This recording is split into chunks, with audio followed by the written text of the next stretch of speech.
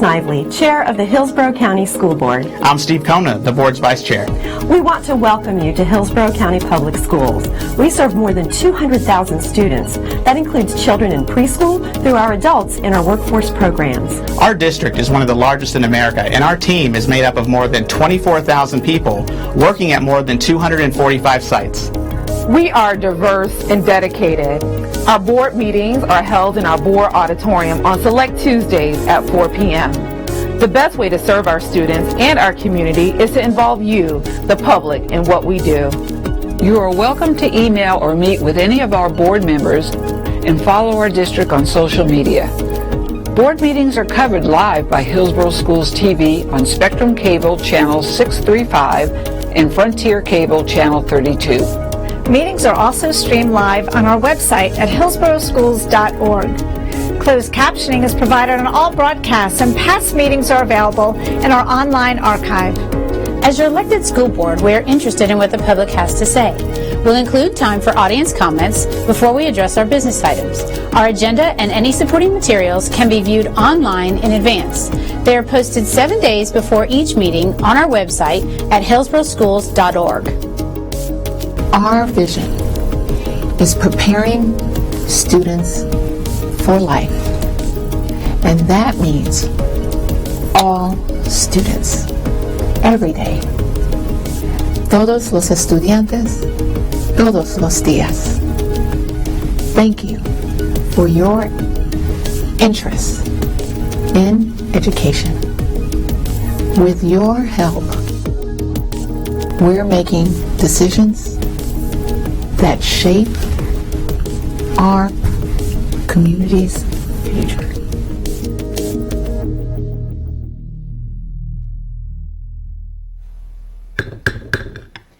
Good afternoon. The Hillsborough County School Board meeting of September 8th is now called to order. Member Kona will now lead us in a moment of silence, followed by the Pledge of Allegiance. Thank you, Madam Chair. If everyone could please join me in a moment of silence.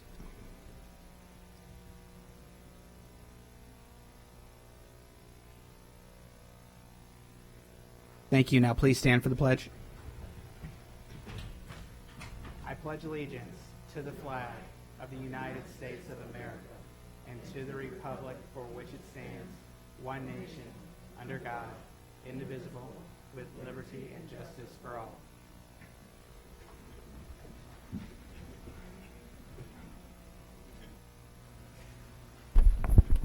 Thank you, Mr. Kona. Board members, we have no withdrawn items today, but I do need a motion and a second to adopt the agenda. I have a motion by Member Kona and a second by Member Stewart. Is there any discussion on the adoption of the agenda? Seeing none, please vote when your lights appear.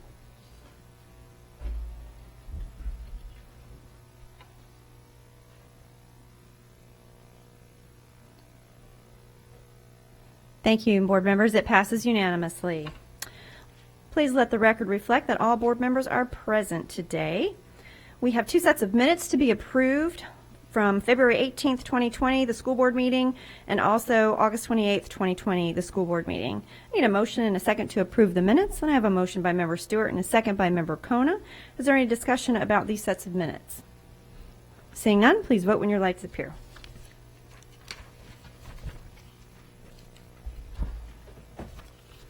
And it passes unanimously. Thank you, board members. Next, I'd like to go over the format of today's meeting. As you can see, we are still slowly getting back to our normal board meeting format. Based on the governor's executive order for the Phase 2 reopening of Florida, we are permitting up to 50 people to be present in the boardroom. Given the size and orientation of the boardroom, we can do this safely. Cabinet members are spaced apart at the cabinet table, and other cabinet members are seated in the first row of seats, again spaced apart. Members of the public may sit in every third seat in the auditorium. The lectern will be cleaned after each speaker, and as we receive further notice from the state, we will adjust the protocols of the board meetings accordingly. Vice Chair Kona, could you please read the board guidelines for today? Thank you, Madam Chair. As we begin this afternoon's meeting, let's quickly review the format of our school board meetings. Please silence all electronic devices. There are speakers in the room behind me that allow board members to hear the meeting upon stepping away from the dais. This meeting can be viewed with closed captioning on our live webcast, on cable TV, and the video monitors here in the auditorium. It also can be viewed with closed captioning in our online video archives. Thank you, Member Kona. Board, we have 2 items scheduled for time certain today at 5:01 p.m. We are we're voting to approve the final we're having the final public hearing on the millage rates and the budget for 2021, adopting the 2021 budget as presented, adopting the final 2021 millage rates as presented, and approving the resolution adopting the final millage rates and budget, authorizing staff to perform all tasks to ensure compliance with Florida Statute 200.065, trim or truth in millage. And then we also have at 6 p.m. our time certain for employee input. We're going to move into our public comment portion of the agenda next. And I'll just read some guidelines here. The board welcomes comments from citizens and values their input to the board. In order to provide the most comprehensive response to public comment, the superintendent staff will follow up with the individuals and keep our board informed about responses. Our school board respects the public's right to speak to the board, and we appreciate you taking the time to be here today. It is requested when you address the board that comments are not directed personally against a board member or a staff member, but rather directed at the issues. Any behavior intended to interrupt the orderly conduct of this meeting will not be allowed, and our civility policy is in place. For public speakers today, when addressing the board, please state your name and speak clearly into the microphone. Each speaker will have 3 minutes. And when the yellow light appears, that means you have 30 seconds remaining to speak. So I got the communications list today. There are 4 people signed up, so unless there are any additional speakers, we just have 4 today. The first one will be Josephine Amato, followed by Ryan Hazinski, and then Maria Asuncion Lopez Jimeno.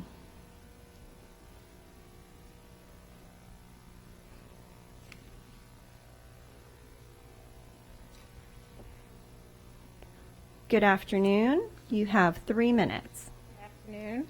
First, I'd like to thank the board for recognizing Hispanic Heritage Month, and I'm super excited about that. And I'd like to say a big wepa, lo boricua saben.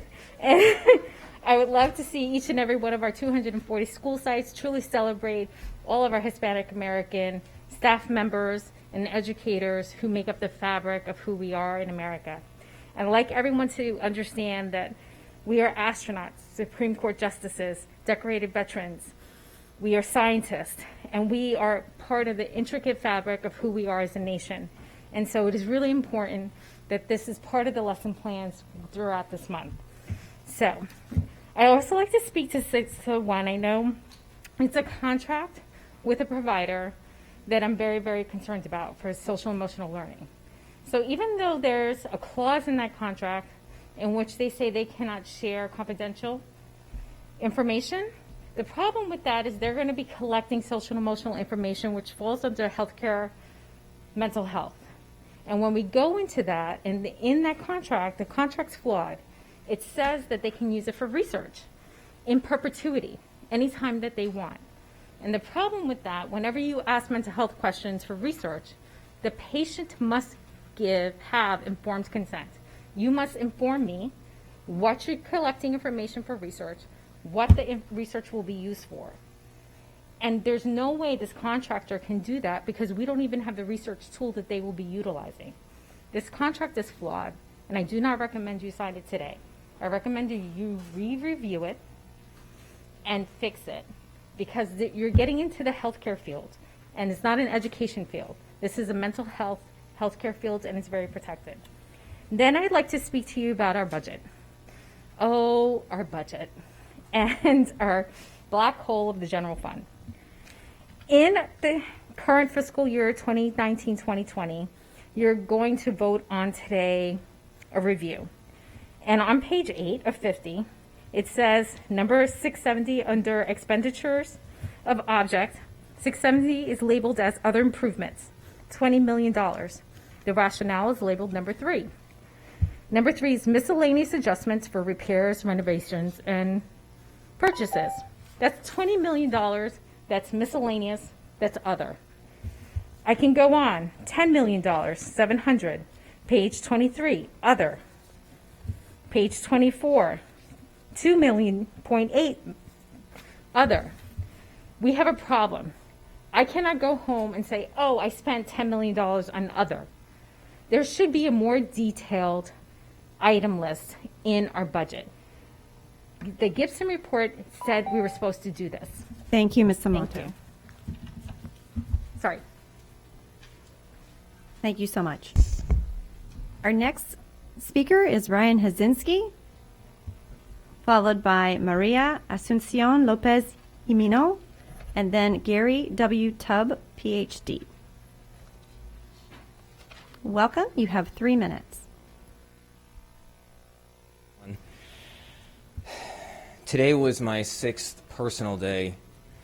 I'm trying to get my leave paperwork together. But every day that I've taken off of work, I've still shown up to work. For those of you, I know Member Stewart certainly knows a good bit about IB. Theory of knowledge is a very specialized class. TOK teachers do not grow on trees. Both students need to pass their extended essay as well as their TOK essay and their TOK presentation. No temporary teacher is going to come in there and do that. The day that we started the petition, over 4,000 people signed in 2 days, but that same day one of the seniors asked me a question. If you go on leave, can you still help us? That broke my heart. And in that moment, I thought of one of my favorite quotes from Marcus Aurelius. Just that you do the right thing.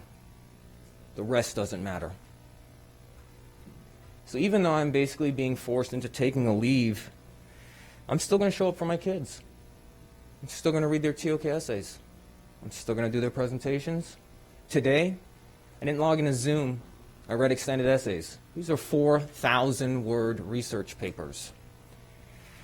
So I'm asking for a little bit of differentiation in my situation. It seems like teachers are being treated across the board in the same way, regardless of their circumstances. And so I had hoped to ask that my sick time be prolonged a little bit while I'm trying to get the paperwork together. In 12.32 in our contract, it says the superintendent is authorized to require a certificate of illness from a licensed physician or from the county health officer if such is deemed necessary. It's not necessary, but it's the right thing to do. I'm going to keep showing up for my kids, at least through the rest of this semester because of the strange calendrical nature of my course. This is not like I'm starting with brand new kids and can just walk away easily. These are kids who are halfway through this program, and I cannot leave them behind. And what I can't help but mention, and you may remember this part of our conversation, Mr. Davis, and certainly some of you on the board are aware of this situation. One of our teachers cussed out some kids, and he got a 5-week paid leave to go play golf. How can someone like me, who has an impeccable record, who's always been highly effective, who has given everything, heart and soul, to every single kid I've come across in my first 17 years in this job, where's the differentiation? That's all I'm asking for. Thank you so much. Thank you, Mr. Hazinski.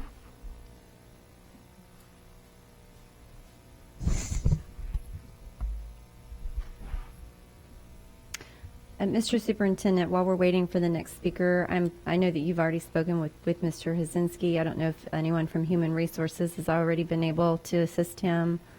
Okay. We've been working with Mr. Okay, I just wanted to make sure of that. So thank you for your help. Okay, our next speaker, welcome. You have 3 minutes. Welcome. Good afternoon, and thank you for the opportunity. My name is Maria Asuncion Lopez Jimeno. I'm representing the 501c3 organization Voz y Acción de Puerto Rico, Voice and Action of Puerto Rico. We facilitate ways to contribute to the community to help Puerto Rico and the communities where we live. 10 organizations and several individuals in our community are working together in a project called Convocatoria Hispana del Condado de Hillsborough County Hispanic Convocation. We are impartially sharing information with the community on different ways to participate and in this case with public school systems to invite the community with their own opinions and views.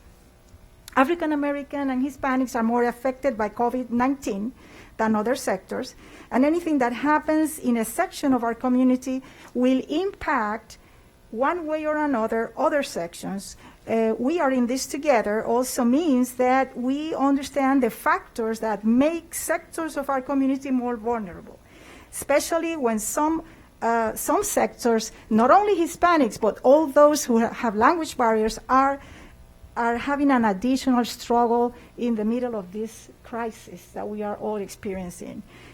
In two sources, American Fact Finder and Tampa Hillsborough Economic Development Corporation, the numbers are close to the following in Hillsborough County: 1,400,000 in population, and then 400,000 are Hispanics.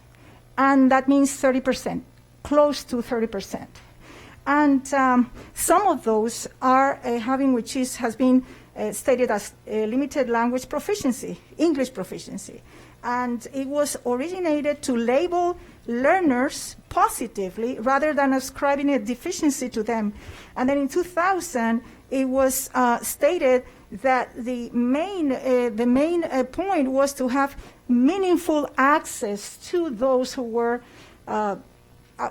classified as being limited English proficiency. In your contest effort as a board to provide an education and the supports that enable each student to excel as a successful and responsible citizen, as your mission states, it is important that the community are together working with you.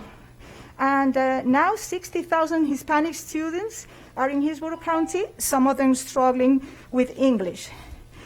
In your webpage, hillsboroughschools.org, there is in top right, select language. If you have información en español, information in 108 languages, it will be clearer that people can access that information. And today, also we would like to share information about volunteer for the schools. Right now, the program, you cannot take the program as usual, but if you ever implement virtual volunteering, we would like to share information. Thank you so much. I'm sorry. Thank you again for the opportunity. Thank you for more things to sharing say, that with but us. not enough time. But thank you. Appreciate that.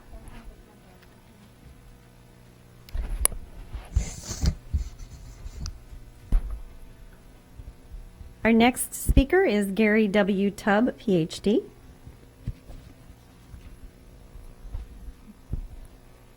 Welcome, Dr. Tubb. You have 3 minutes. I'm Gary Tubb. There are two topics I want to talk about. But first I should tell you, 70 days ago I retired. 54 years of teaching. Thanks. 17 were at university graduate level statistics, computer science, research design. 27 were the most enjoyable with some of the brightest children at Hillsborough High IB program. And what I'm going to hear about are two things. The first deals with part of the budget. The second deals with something that Ms. Stewart brought up last meeting. And so with regards to part of the budget, I want to be sure that my workmates, my colleagues are safe, that we do have flu shots for teachers and staff and children again, because that's going to be extremely important this year. So I hope that that's going to be done. The second thing deals with the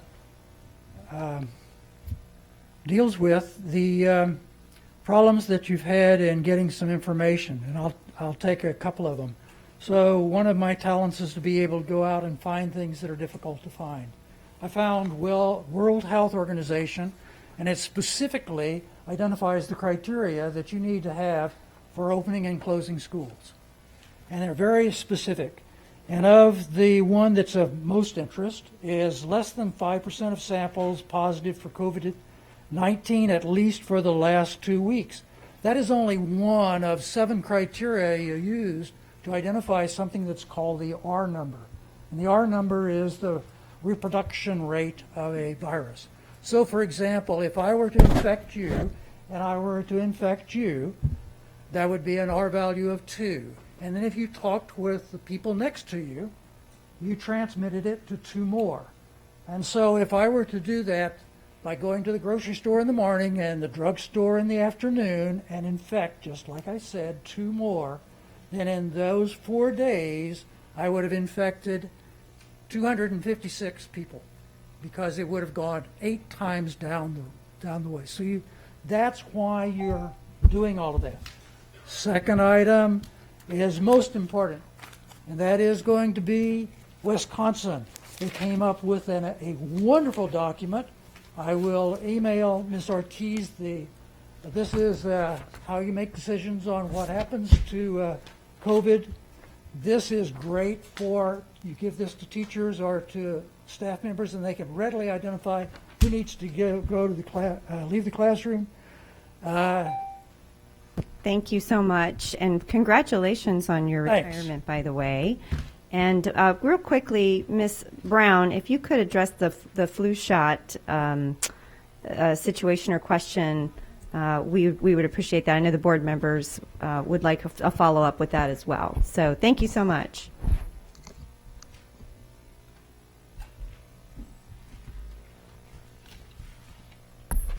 Okay, that concludes our public comment segment of the board meeting today.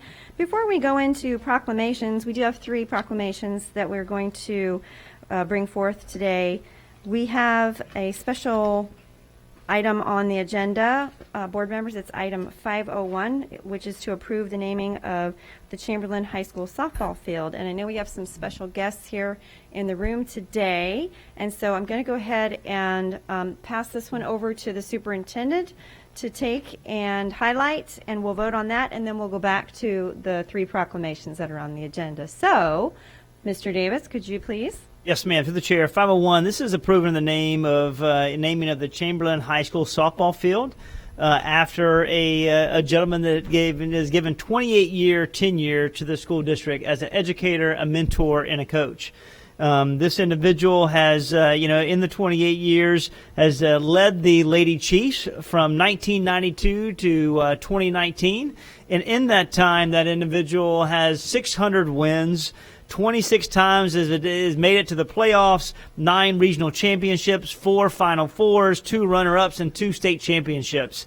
And at this time, Chamberlain would like to rename their field, the Coach Bobby Diaz Field at Chamberlain High School, and here to have more conversations about this awesome individual, because I understand how the grind is with being a student athlete and being able to support student athletes, and is Mr. Jake Russell, the principal at Chamberlain. And I would tell you, from looking at 600 wins, that's unheard of. It's crazy. It's exciting, and all the wonderful things that you've done for our student athletes. I heard nothing about how you supported them on and off the field to make certain they were true reflections of themselves, but also your program and your initiatives as well. So I'm going to let Mr. Russell speak to it at this time. Thank you. Mr. Russell, welcome. Thank you, guys. I appreciate the time. So a lot of you know this already, but I was the principal at Sickles for 12 years prior to coming to Chamberlain. And anytime you went to a game and Coach Diaz was on the other side at that time, you heard this screaming and this barking, and I was like, who is this guy? This guy is intense. But then when I got over to Chamberlain, I realized everything that comes out of the man's mouth is instruction, practice, the entire time. And, when I got over there the first year, I recall talking to him after the game and saying, hey, what did you say to the girls? Because it was a really difficult situation. I don't remember the exact thing, but we were on defense, and I think we were up by 1. The other team had loaded the bases, and he just calls this timeout to go out and talk to them. And I don't know what he says, but all of a sudden the girls were playing completely different. And really it wasn't as much X's and O's, because they all knew all that stuff. What it was Coach was just calming them down and putting them in a better situation. This was time and time again, and I'm sure it went on more in his career. I just didn't get to ask him after the game, hey, what did you say to them? Because it was usually something light and something to keep them calm. Because like I said before, the game plan was already in place. It was just getting the girls to perform at a high level. And years of seeing him on the field, I admire him. I really feel like This is definitely the right thing to do, and we definitely miss him because we didn't get to have a season last year because of COVID, and he had retired prior to that. And the girls still come by, they say hi to us, even the ones who've graduated, and it's just a great program. We appreciate everything you've done for it. Thank you so much. We're going to actually vote first, and then we have some board member comment, and then we'd love to hear comments from you as well. So, all right, and so we need a motion and a second to approve item 501. I have a motion by Member Kona and a second by Member Stewart. Is there any board discussion? Member Kona? Well, I just want to say this. First of all, we haven't voted yet, but congratulations, Coach. I've known Bobby Diaz my entire life as a friend and a mentor, and I couldn't think of a person more worthy of this accomplishment. So congratulations to you, Bobby, on your very illustrious career. And I think you started at Chamberlain when I was still there. So you've been a legend in girls softball and just really a legend in Hillsborough athletics. So congratulations. Thank you, Mr. Kona. Member Stewart? Thank you, Madam Chair. And I would just say the same. And what has taken us so long to name the field after Bobby Diaz? You are a legend in this end of town, and thank you for everything that you've done, not only for Chamberlain, but to put girls softball back on the map. So appreciate you. Thank you, Member Stewart. All right, board members, if you could please vote when your lights appear.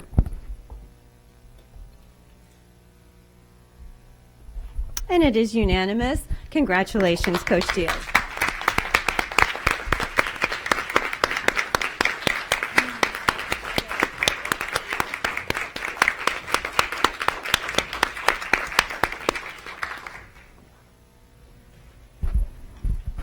Well, I don't speak much, but first of all, I want to thank Jake for those kind words. He was at Sickles, and they've never beat us since they opened that school.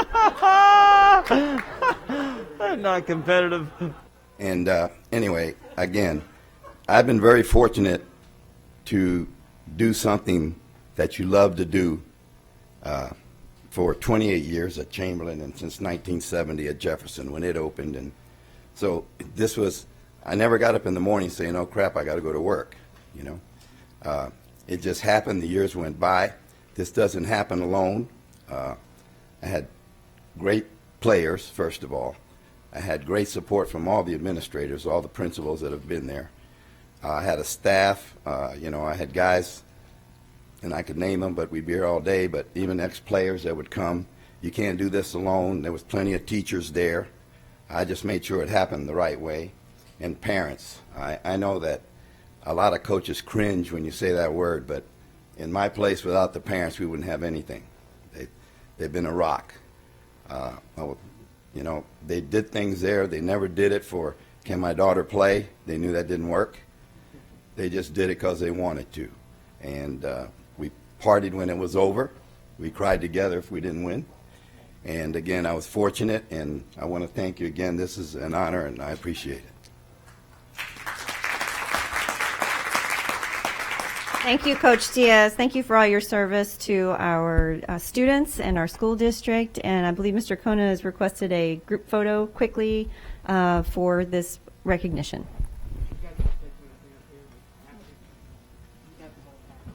Just stand behind you. You want to go down? We'll stay here. We'll stay up. Yeah. We'll stay up here.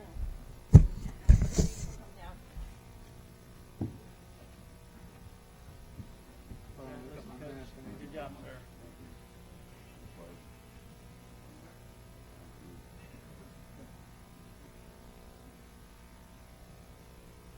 Thank you. Congratulations. Thanks, Coach. Thank you all. Thank you. Congratulations. Oh, Coach, wait. Let's give him a board award. Oh, coin? Yeah, hold on. You got it? Yeah. Okay. Charge. A coin. Congratulations. Charge. Thank you. Congratulations. All right. Have a ceremony at the field. Probably. Okay, ceremony at the field on opening day to honor him. Crowd out there and stuff. Hopefully things will be in better. Okay. Please keep us informed. Thank you so much. Awesome. All right, board members, we're going to go back to the proclamations. As mentioned previously, we have 3 proclamations today. The first one is the Start with Hello Call to Action Week, September 21st through the 25th of 2020. Ms. Stewart is going to highlight this item for us today. Ms. Stewart? Thank you, Madam Chair. I first want to say thank you to Dr. Tubb for being here. What a phenomenal teacher at Hillsborough, who was ready to retire probably 7 years ago, and ended up staying at Hillsborough a little bit longer to teach. So thank you for your service, Dr. Tubb. And another item that actually we started at Hillsborough also, the Start with Hello Call to Action Week is September 21st through the 25th. I'm honored to be able to bring this forward today. Start with Hello's Call to Action celebrates the amazing work of educators, students, and community members in building socially inclusive learning environments for all students. Start with Hello Week Call to Action raises awareness about social isolation and educates students on how to prevent it through training, activities, public proclamations, media events, and student contests. Our district is a national leader when it comes to this call to action. Last year, East Bay High School was recognized for its determination to improve school culture and reduce social isolation. And for these efforts, East Bay was awarded a plaque and $250 to use toward future Start with Hello initiatives. Congratulations to East Bay for their efforts. So board members, with that, we need a motion and a second to adopt the proclamation for Start with Hello Call to Action Week, September 21st through the 25th. All right, thank you, Member Stewart. And it looks like we have a motion by Member Gray and a second by Member Perez. Is there any other discussion on this item? Seeing none, please vote when your lights appear.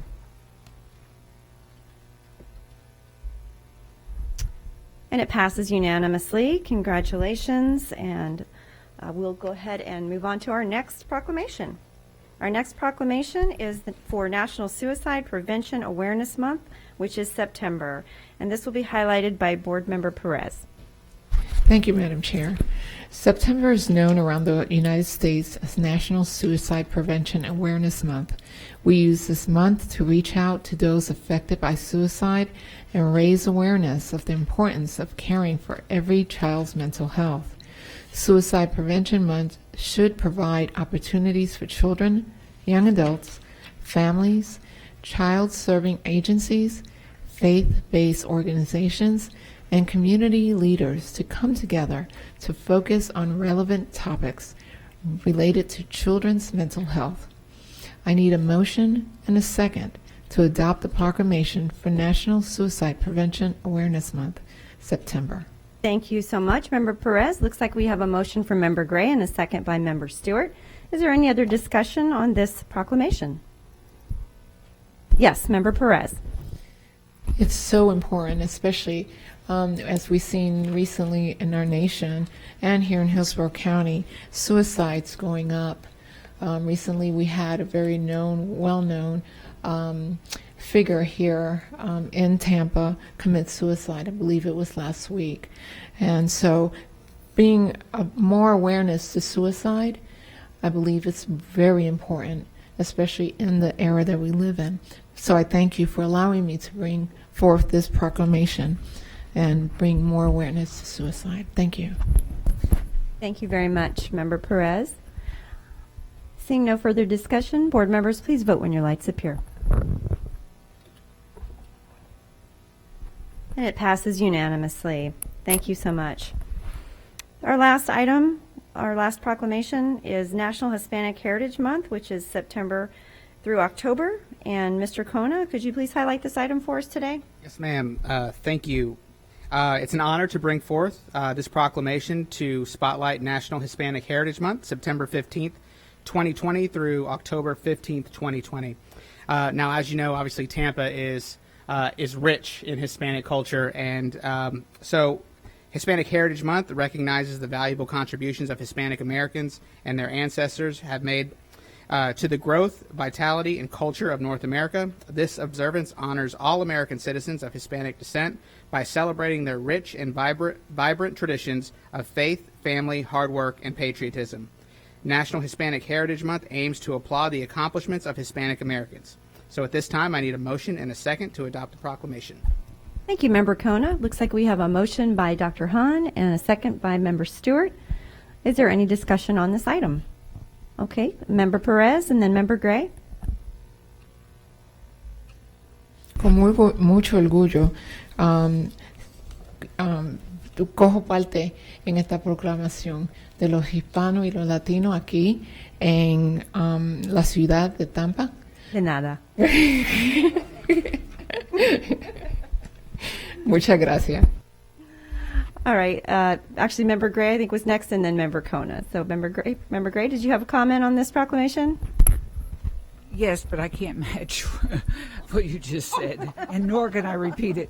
So, in another world here, so I'm going to try to piggyback. First, I want to thank Member Kona for bringing this to our attention. I want to thank Ms. Saunders, Daryl Saunders, for magnificently expanding the curriculum, Hispanic Studies, and Ms. Morgado for making sure that we are delving into what is necessary, the Hispanic Studies, that not just 1 month, but rather for the entire school year. We're matching, again, the demographics, the needs of our students, and to this end, I think it's a great month. It's an important month. We know that our 38%, up to 40 perhaps, soon to grow population are Hispanic. So very nicely done. Thank you again, Member Kona. Thank you. Thank you, Member Gray. And I just want to point something out that is also happening in celebration of Hispanic Heritage Month for our students. The Governor and First Lady of Florida invite all students to participate in the 2020 Hispanic Heritage Month Art and Essay Contest with the theme of celebrating untold stories and contributions of Hispanic Americans in Florida. Students in grade K through 3 have a chance to win a cash prize by submitting their original artwork, and students in grades 4 through 12 can earn a 4-year Florida prepaid scholarship through the essay contest. In addition, students, parents, and teachers and principals are invited to nominate full-time educators in elementary, middle, and high schools for the Hispanic Heritage Month Excellence in Education Award. So I'm sure that we can get information out of this out on our social media pages, but the website is floridahispanicheritage.com for more information about how to participate in this particular program to support Hispanic Heritage Month. Okay. All right. If seeing no other comments, we do. We have one for our school district as well, and that I'm sure is on our website too. So thank you for bringing that up, Member Stewart. And seeing no other comments, then we'll go ahead and vote on this item when your lights appear, board members.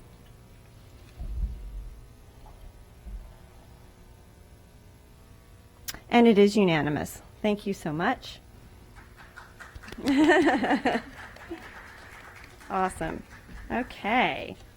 So that ends our proclamations. I was asked by our communications, I think it was by our communications department, just to share a recognition that happened recently.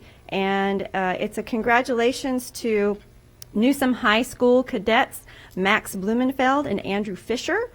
Cadet Blumenfeld was the only student in Florida to receive the Legion of Valor Award, and Cadet Fisher is one of 5 students selected to receive the Schwarzkopf Leadership Award. And both of those students, I believe, attend Newsom High School, and those are extremely competitive and prestigious awards.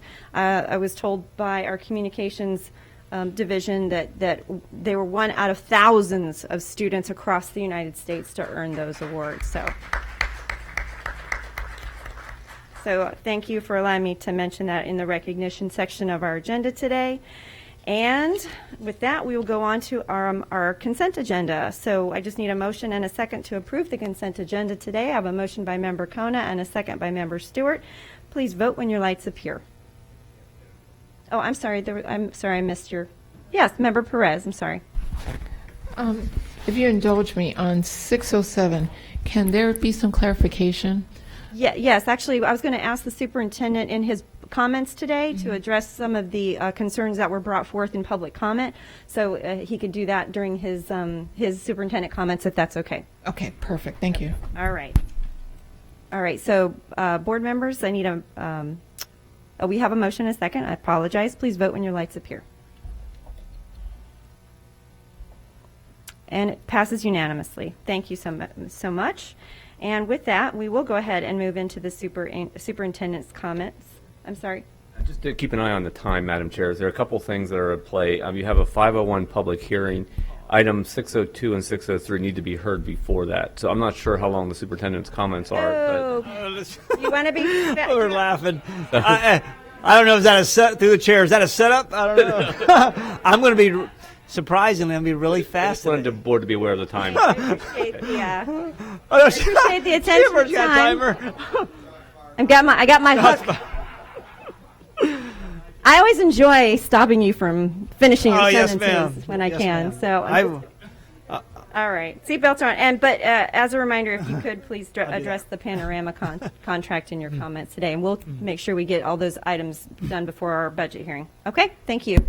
Yes, ma'am. To the chair, I'll go ahead and start right now. The first one is to address 607. 607 is an opportunity for us to partner with Panorama Education.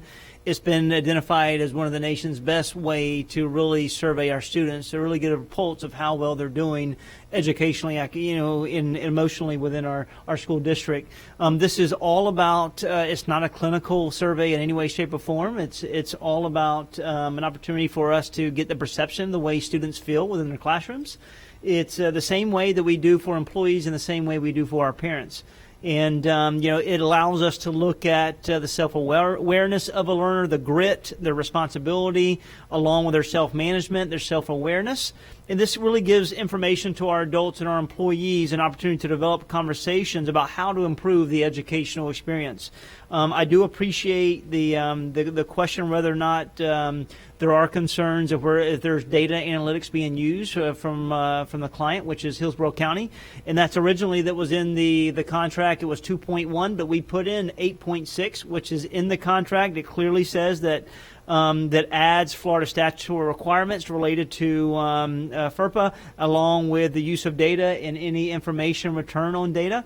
And this allows Panorama, agrees to not allow the client, which is Hillsborough County, data to be revealed, transmitted, exchanged, or otherwise passed to any of the contractors or interested parties, except for agreement with if the district agrees to do so through procurement or IT. We're not doing that in any way, shape, or form.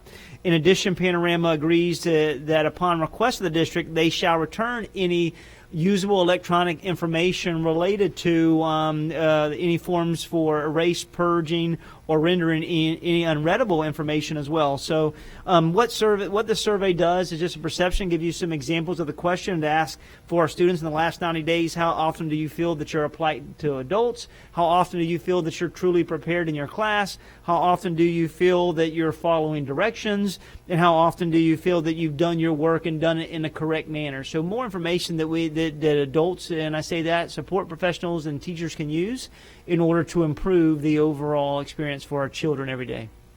But that's major. It's definitely a valid concern, and we want to make certain that we caught that as well, and legal team put it together where they cannot use any information. All right, transition to my the update related to this month. Let's see, get the PowerPoint up. Overall, I will address, provide an update on the first day of school for brick and mortar. Yeah, PowerPoint. Okay, so, here we go. Address the update of the first day of school as we return to brick and mortar, be able to look at and discuss the current enrollment related to where we are educationally, and be able to discuss the overall, expedited partnership that we have with TGH, and then also to highlight some elements in our return to athletics plan. And this will be inclusive of not only athletics, but also band and cheerleading, and then provide updates to our tax referendum where we are as an organization. So highlight some of the great things that we've seen as we open the doors to our students. Tremendous amount of excitement and energy displayed from all stakeholders, from support staff, teachers, parents, students. It was an outstanding week to be able to engage our students, not only intellectually, but also socially, emotionally. You just see the need for our students to interact within our classrooms and also with their peers as well, to continue to be pushed in a cognitive manner. Also, we saw teachers and support staff launching icebreakers, not only to get them to learn, to understand, and how to interact with their classroom, but how they will also train them to the importance of our new COVID protocols in our classrooms. And our teachers did a magnificent job along with our leaders. And then we saw in our classroom students academically engaged in our classroom, where they were sharing exciting thoughts of how to aspire, how they aspire to grow, how they aspire to develop and mature, not only within their content area, but how to do that during COVID-19 through this pandemic, because how their learning will take place in potentially in a different manner. And then we saw a lot of our students in collaborative structures, thank you teachers, that really fostered critical thinking along with opportunities for them to think, pair, share, for them to push and defend their answers within high quality lessons along the way. And then classrooms where not only were they warm and inviting, but they were safe. And we saw our teachers educating them on the protocols related to our reopening plan. And it was nice to see our students and our teachers engage and define expectations moving forward. There's also some areas of opportunity. We will continue to stress the importance, from this first week of how, if the individuals do not feel well, we want them to stay home. Whether it's an educator, employee, whether it's a student, to stay home to do our self-checks.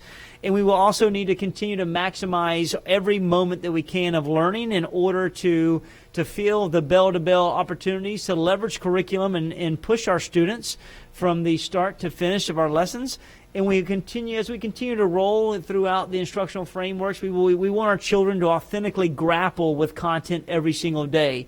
And that's a productive struggle, and not giving our children the answers, but allow them to work through that intellectually. And then looking at many ways that we can consistently provide students with exposure of grade band standards and content that's aligned with the overall scope and the sequence of our class.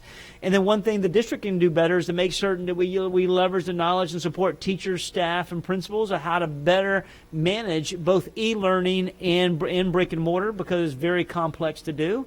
And then being able to listen to our teachers and principals how we can continue to improve our practice with that continuous improvement model. So overall enrollment right now, we have, if you look at our informational management system, we have 220,000 students that are currently in our system.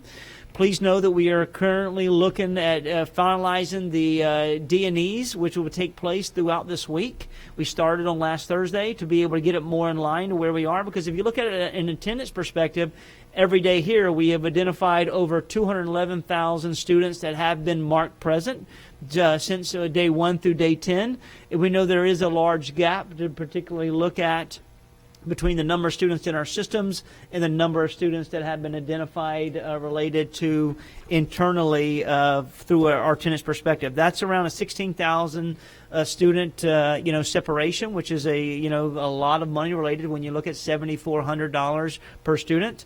But we see students are taking different avenues overall, and we see a 10,000 student decline in elementary, 4,000 in high school, and we see another decline in middle school as well, with 2,900 students. And we see an uptick in charter schools this year, with 2,700 students that have been moved in a positive, and we've also seen around a 2,500 plus students moving to homeschool as well. So our schools are continuously working to call every one of our students that are in our informational management system to figure out, their proper attendance that they're linking on, whether they're coming to brick and mortar and they're to transition into to e-learning, remote learning every single day, so that we can make certain that we have a better understanding. And thank you for our school staff members for doing that, and our social workers are actively involved in that process as well. So one thing we had a great celebration we launched last week is expedite assessments for all employees who have Humana. This is full-time and part-time employees. This is every school, as you know, has a COVID lead, and those individuals are the point person for TGH.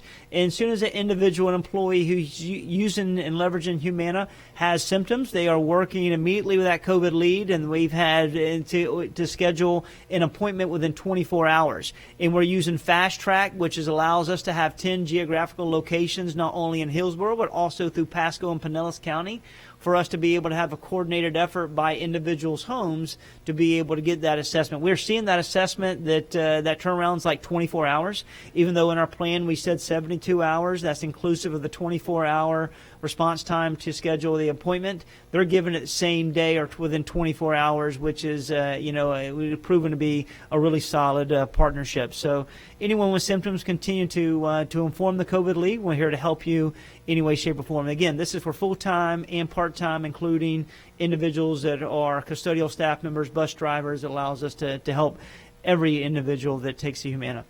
The other thing we launched last week was Return to Athletics Plan. We know that starting today, we will have some events that will take place.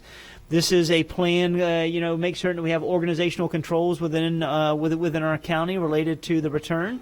Every individual that's participating will have an opportunity that's in that particular season to have 4 individuals come and invite them to the game, 4 family members. Those tickets will be purchased in advance, and that list is to be identified 2 days before for a football game and 24 hours minimum before any other event. Because as you look at volleyball, they have every 2 days they have a game, and everything that they will be able to purchase will be done in a digital platform.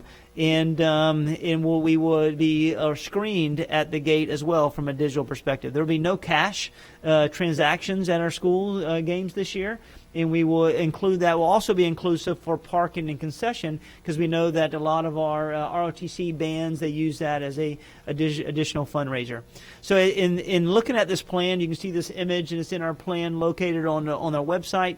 We will be making certain that not everyone carries and has face coverings to every one of our events, but individuals individuals that are coming to the particular event will be sitting in their pods, in their family pods, and they will be strategically mapped out in every one of our stadiums, which allows us to implement social distancing. And this will be inclusive of every one of our fall sports, including our gymnasium. While we are having a limited number of individuals that are coming to our events, because as you know, the Bucks are not allowing anyone to come for the first the first 2 games, and they may have a dimmer switch approach, and we could have that as well as we continue to watch the overall interaction of our events and looking at the overall positive rate within our community. We also allow individuals to go and watch streamed. Any event that's streamed through the North Florida High School Network Association and network.com, and this is they can watch a monthly subscribed cost of $9 or an annual for $69. And any event that's on the football stadium, football field, or in the gymnasium, those events will be able to be streamed for spectators to be able to watch. And this can be located on our website as well. And then finally, our tax referendum dollars. I wanted to make certain we share this to our community. Once again, we thank our community for the trusting into us with your dollars to be able to address, $1 billion of deferred maintenance. If you look at the side-by-side comparison from 2019 to 2020, you will see that we did take somewhat of a separation hit in April and May. But overall, if we look at from last year, 2019, from January to June, which we have June's, to compare to 2020, we're $3.7 million, away from last year's. We do believe that we will make this up in the months to come, and it could be tremendously worse. But we're really, while that will delay particularly one project related to an HVAC or a re-roofing. We do believe that we are on track with our committee to be able to continue to address the millions of dollars in deferred maintenance. And then tonight we will be able to finalize the Burnett Middle School, which is a $6.5 million re-roof and roof replacement and HVAC replacement in the tax referendum projects for this month. So overall, I just want to thank the community and to continue to keep this information in front of everyone to show the relevance and how we continue to spend this money in a fiscal responsible manner. And that's it. Yeah. 5 minutes. Yeah. All right. I just had a quick question about first of all, thank you for looking into the Panorama contract a little bit further. Appreciate that, because I know there were some concerns about medical information being shared. So I did want to ask about that particular vendor, though, and I apologize if you mentioned this, but are there some school districts that are using them in Florida, and do we have some some feedback as to how effective they have been in other school districts in the state? Yes, ma'am. They are throughout the nation being able to use. I know they're used in New York and a number of counties within Florida as well. I'll let Professor Macaulay. To the chair, I included for the board some information that's easily accessible. It's to the public, but it does point out that places like Long Beach, Dallas, New York City, Nashville, Tulsa, there's lots of districts across the country that utilize the program. Personally, I have also used it, and I know that a handful of other states in Florida are also engaging the survey. To be clear, just so everyone understands, as was stated earlier, the survey is not medical in nature, it's not clinical in nature, it's not asking for any of that type of information. It's purely built around survey methodology. So it's just asking opinions and perceptions of self and how that person kind of sees themselves within that environment. So it's really more culture kinds of stuff that helps to inform what we might do for a group of kids who maybe don't have as much stick-with-itness, for example, as somebody else in the classroom. A teacher could get that information and maybe do something a little different with that student or a group of students. The other thing I wanted to point out, to make sure even teachers understand, and this is based on our experience, this is not students rating teachers. So when it does ask questions about, do you like this class, what goes on in this class, et cetera, I need teachers to understand this is not about them. There is no teacher information collected in here. It is purely student perception, information, and data. Does that help? That helps. Thank you. And I think one of the concerns was when a student is sharing that information through that survey about how they, even if it's just how they feel, like it's something that might be shared in a counseling session or a psychiatry session. Is that considered clinical information, or where's that line where that becomes clinical versus just this is how I feel?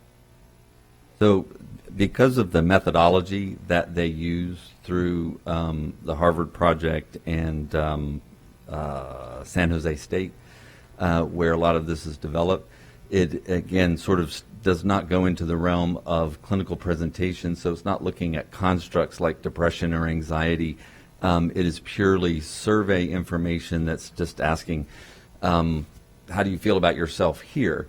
Now, granted, I can absolutely understand why you might confuse it, or you could easily sort of construe that you're asking how I feel about something, so it must be clinical in nature. But really what's happening is the way that the information is collected and ultimately used. So there is no differentiation here. There's no diagnoses going on. It is not related at all to psychology in that regard, just purely culture and survey kinds of information.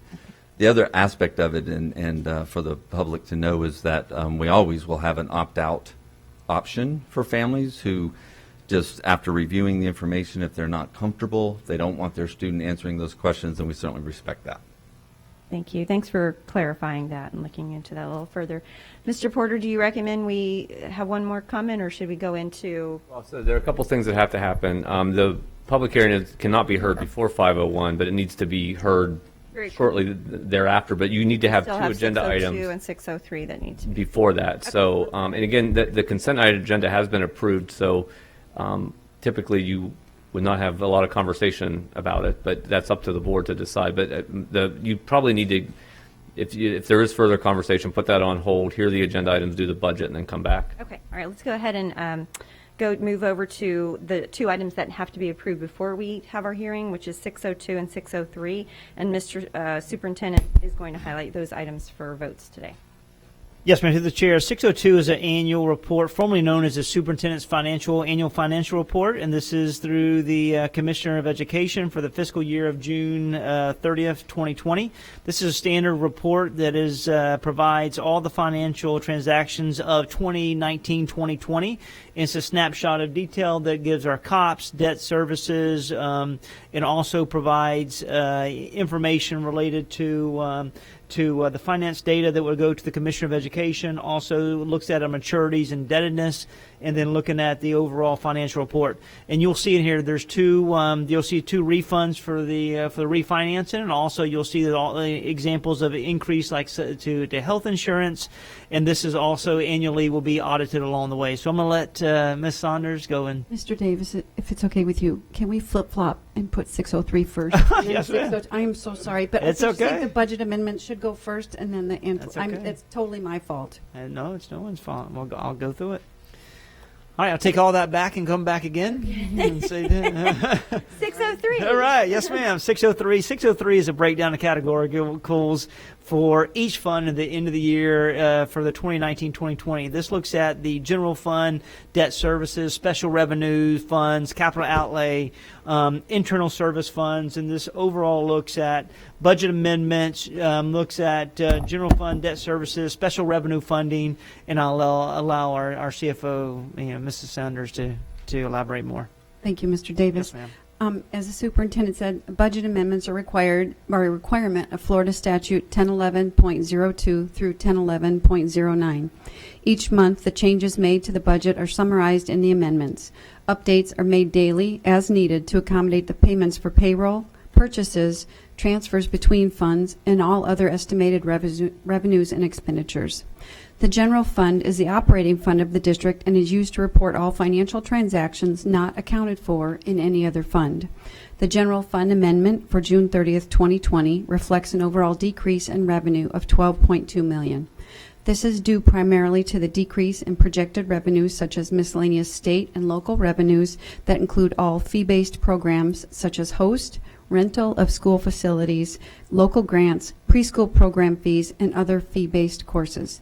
The amendments track budget changes for payroll, utilities, divisional expenditures, school supply budgets, workforce development, and charter schools. Also tracks revenue sources such as the FEFP, or the Florida Education Finance Program, federal impact aid, Medicaid reimbursement, class size reduction, district school tax, school-age child care, state and local grant revenue. The slide you're looking at above is debt service. The debt service fund tracks budget changes for investments, capital outlay, bond issues, local sales tax revenue, and transfers between debt service and capital outlay.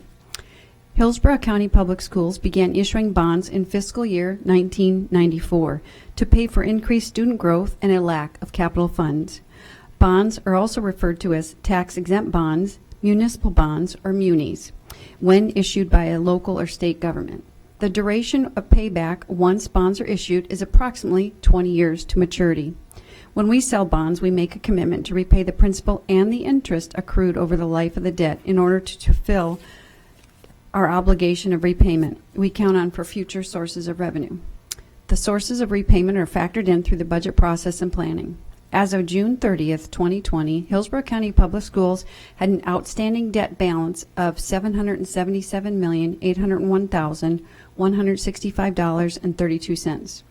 During the fiscal year, Hillsborough County Public Schools paid $102,831,176 in principal and interest on outstanding debt. The total debt for fiscal year 2020 decreased by $70.8 million.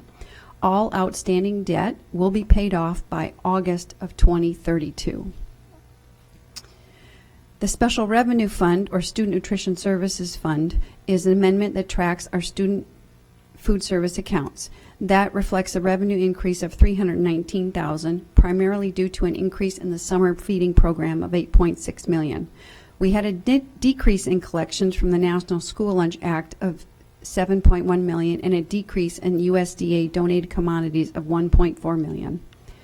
Under the category of Special Revenue Fund, our Special Revenue Fund accounts for federal, state, and a few local grants. The budget amendment reflects an increase of $21.5 million. This amount is due to the FDOE approved ESSERS grant, an increase in IDEA due to roll forward dollars, and deobligations, which is closing out of various other grants. The Capital Outlay Fund is used to report expenditures for capital outlays, including acquisitions or construction of capital facilities and other capital assets. The capital fund reflects a decrease of $174,000 in property taxes, a decrease of $3.3 million in the legacy community investment tax, which sunsets December 31st, 2026, and a decrease in the referendum local sales tax due to the state lockdown during COVID-19, as the superintendent mentioned earlier. The Internal Services Fund, established for activities such as workers' comp, health insurance, and general liability, is provided. The monthly financials are in the next section is the monthly financials, which provide an overview of the revenue received, a percentage of projected and expected revenue for the year. Also, as expenditures occur, we show the percentage spent based on our current budget for the month. The general fund monthly financial shows year-end totals and expenditures of $1.8 billion and revenues received of $1.9 billion. The revenues received includes transfers in from other funds of $58.7 million from capital, leaving a fund balance of $118,237,820. The debt service monthly financial has an ending net position of $84 million, which will be carried over for future years' debt service payments. The Student Nutrition Services Special Revenue Fund has an overall picture of revenue received of $154,459,154 and expenditures of $113.9 million, leaving a fund balance of $40.5 million. The Special Revenue Fund for federal, state, and local grants were at an all-time high, and I just wanted to touch base with you on this because a lot of our board members had asked for trend data. So when you look at the special revenue fund sources from 2010, 2011, we had taken in on the books $355 million that year. The majority of it was due to the Education Jobs Fund Act and State Stabilization Fund, or ERA. I know you all remember that. And in 2019-20, we took in $190 million. So in 10-11, that was $355 million versus what we took in this last year. Special revenue recognizes revenue based on expenditures. Therefore, they will always have a zero fund balance. The capital outlay, a monthly financial statement, reflects actual revenue received as of June 30th of $551.6 million and expenditures in the amount of $403 million, leaving a total fund balance of $148 million. The Internal Services Fund received $209 million in expenditures, $209.5 million, and they had expenditures of $209.2 million, leaving a fund balance of $296,000. What we're showing you up on the board for the next couple of slides are what we've enhanced the financial analysis section. This is part of your detailed agenda item that you'll see. So when you're looking at the next couple of slides, I'm going to walk through them because, again, like I said, we're providing more detail for our community. So when you look at the first one, this is our 3-year trend data, and this is something we worked with Ms. Snively on a couple of years ago to show 3 years of trend data. And within the federal revenue received, we receive some examples of this are federal impact aid, ROTC money, and as an overall result, federal revenue collections are down over the prior year by less than 1%. We had reduced impact aid collections this last year. Under federal through state, these dollars make up part of the Medicaid reimbursements, and federal through state revenue collections are down due to the one-time allocation of the temporary emergency impact aid from the prior year. So we had received temporary emergency impact aid in 18-19 and did not receive it in 2020. Our Medicaid team has been working diligently with Miss Monica as she has some great contacts up in Tallahassee, so we're looking to increase the Medicaid reimbursement for our district in this next year. The state revenues coming in, what makes up the state revenues are, here are a few examples: the Florida Education Finance Program, Workforce Development, Workforce Education Performance Initiatives, what used to be the district discretionary lottery, which before it was vetoed this year, state license tax, class size reduction, and voluntary pre-K programs. The local revenue makes up district school taxes, investment income, gifts, grants, and bequests, post-secondary career certificate and applied technology diploma money, preschool program fees, school-age program fees. Non-revenue sources make up transfers from other funds and issuance of bonds and loans.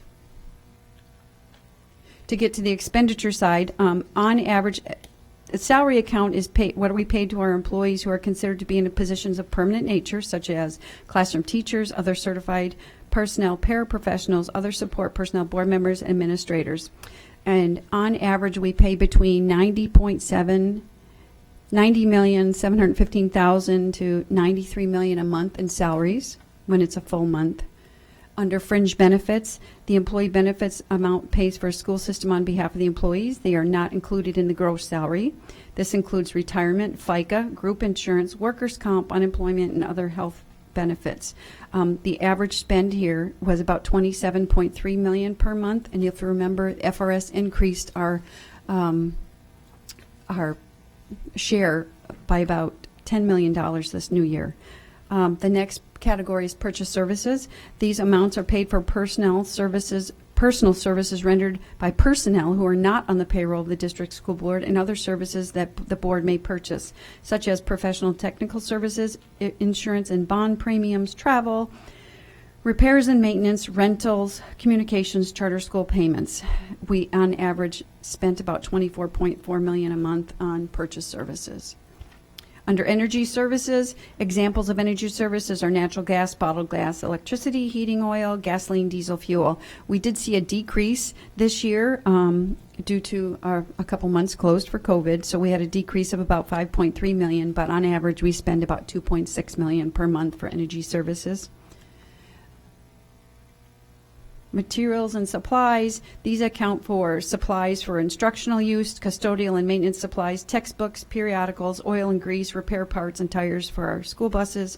And we had a decrease in this spend from last year to the 1920 school year of $9.5 million, and we spend about $4.3 million a year.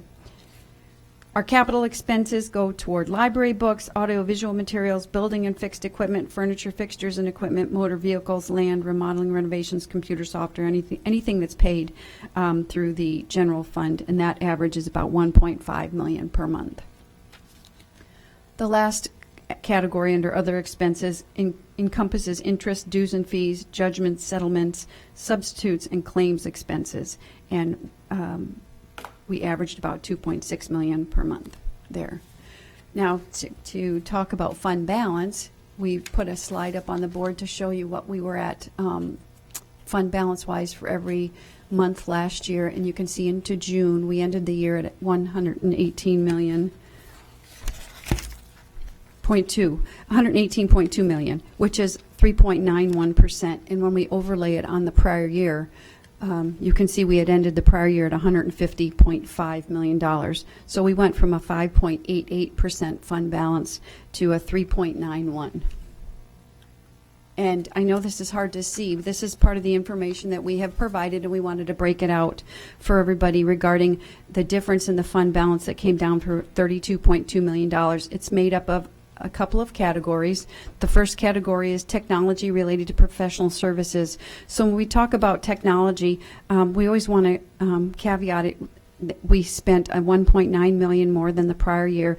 If you all remember, we had our Infor upgrade, implementation, and support. We had purchased a student information system. We had an increase in transportation bus routing with Edulog. We had Canvas training and support, and we had ongoing updates and supports for the workforce dashboards. The next category is the agreement for technical services. Again, these dollars included one-time monies for teacher recruitment contracts. We had a new categorical last year that was for the mental health categorical, and so we issued contracts last year for that. We had assessment contracts. We had one-time dollars spent on district instructional leadership contracts or professional development. We had substitute bus drivers and custodians ongoing that we paid for. The next category is repairs, technology, and related services. This is for school bus repairs. We had fire equipment inspections and copy machine repairs. So we're in the process right now of doing the refresh on our copy machines, taking out the old and bringing in the new. So that was an increase for our school sites too, the majority of our copy machine holders. The next, rentals, we had an increase in course fees, golf course fees for our athletics department. Under utilities, we had telephone, landlines, and the wide area network, and we had an increase in the rate for garbage pickup through the county.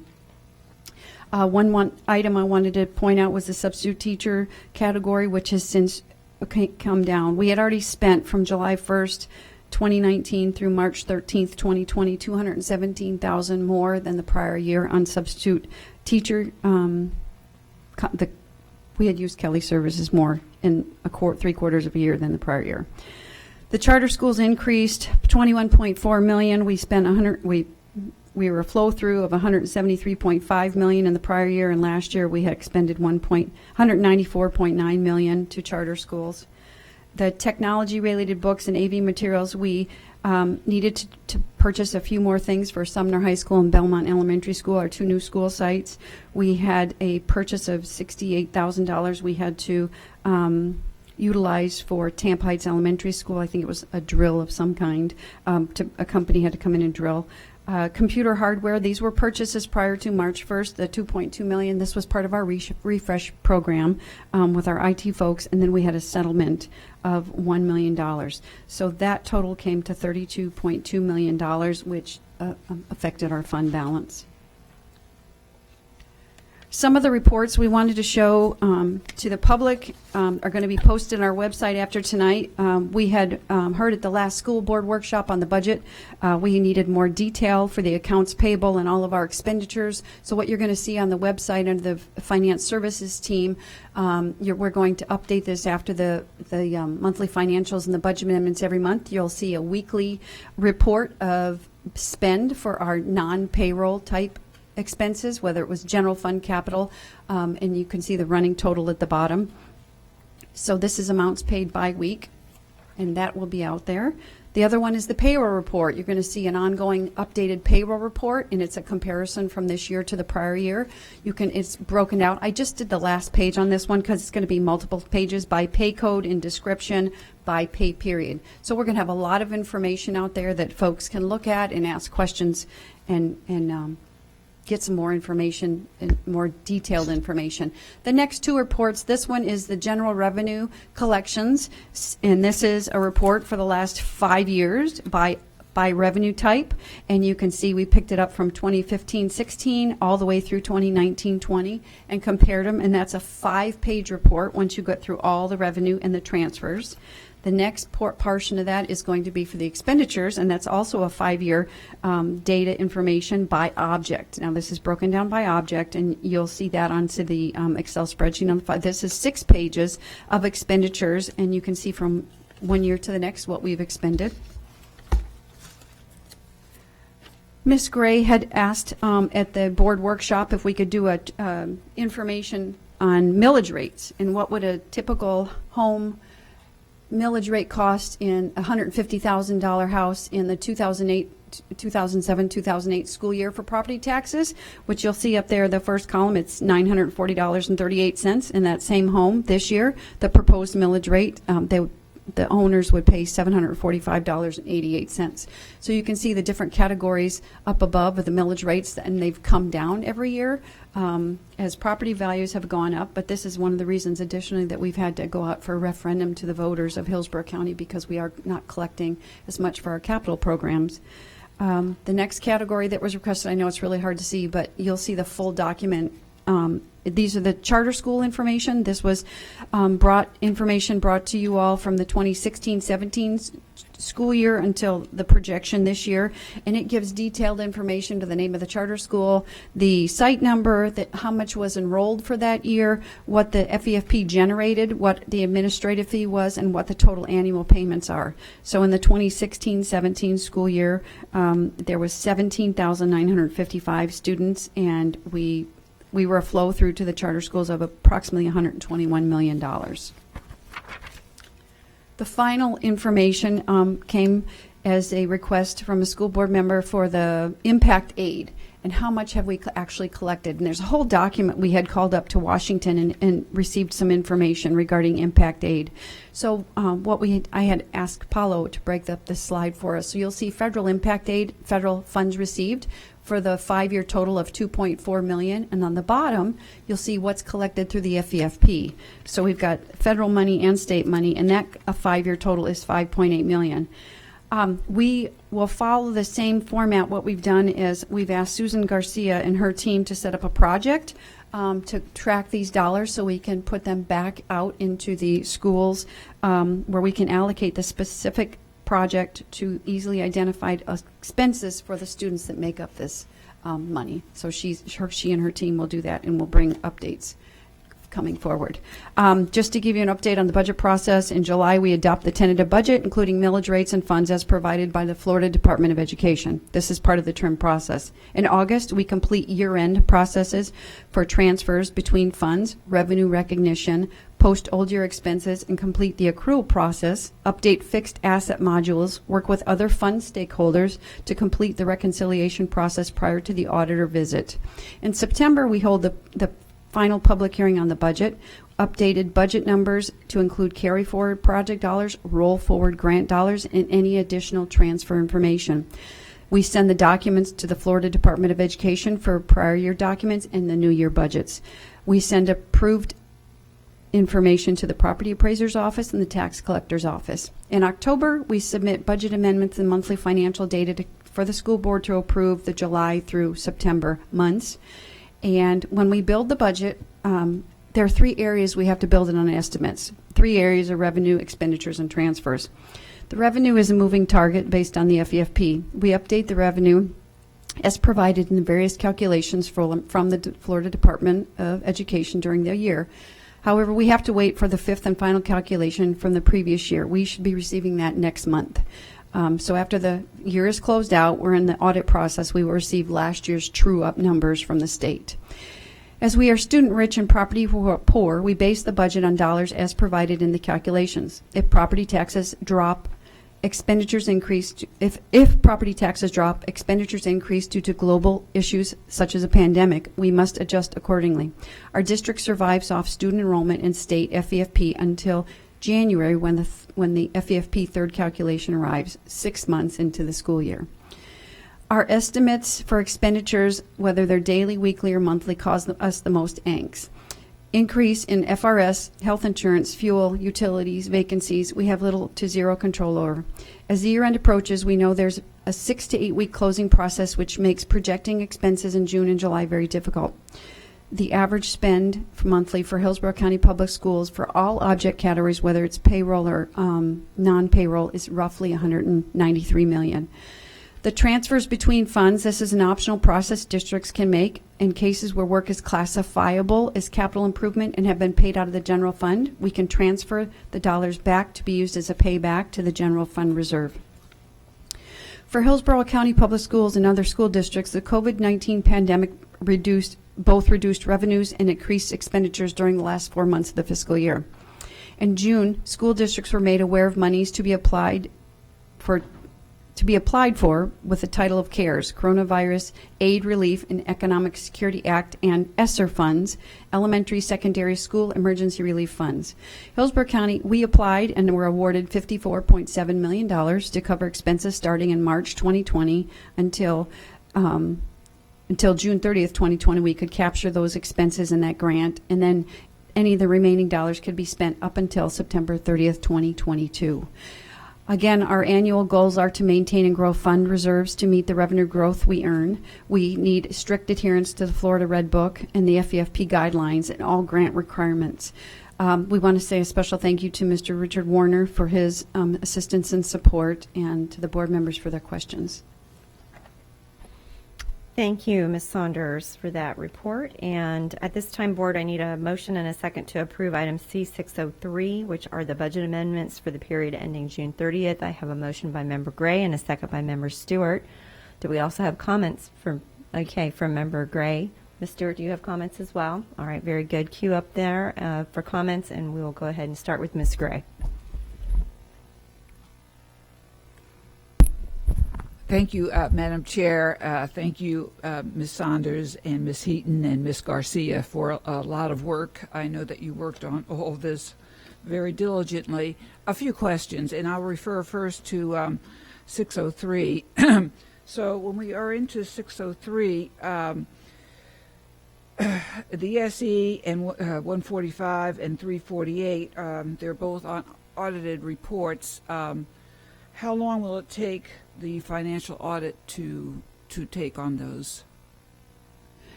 So the auditors are in-house now. The Florida Department of Auditor General's Office and then KPMG have already started. So within the next couple of months, we look for bringing you the superintendent's the comprehensive annual financial report by December. Okay, and we'll have that on the website. We'll post all those on the website, which Yes, I think ma'am. is a great idea.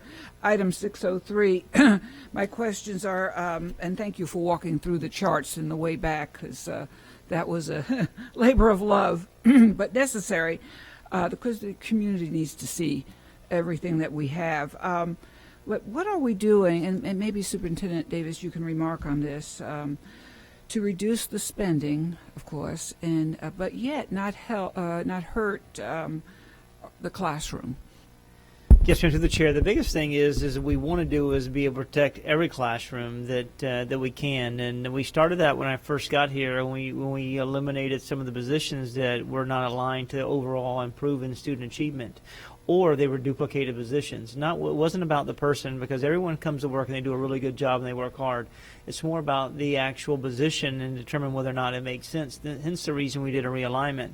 That was phase one. We know we have to have phase two, and moving forward to identify, especially in a year that I just spoke about our overall enrollment versus our attendance, and we could see potential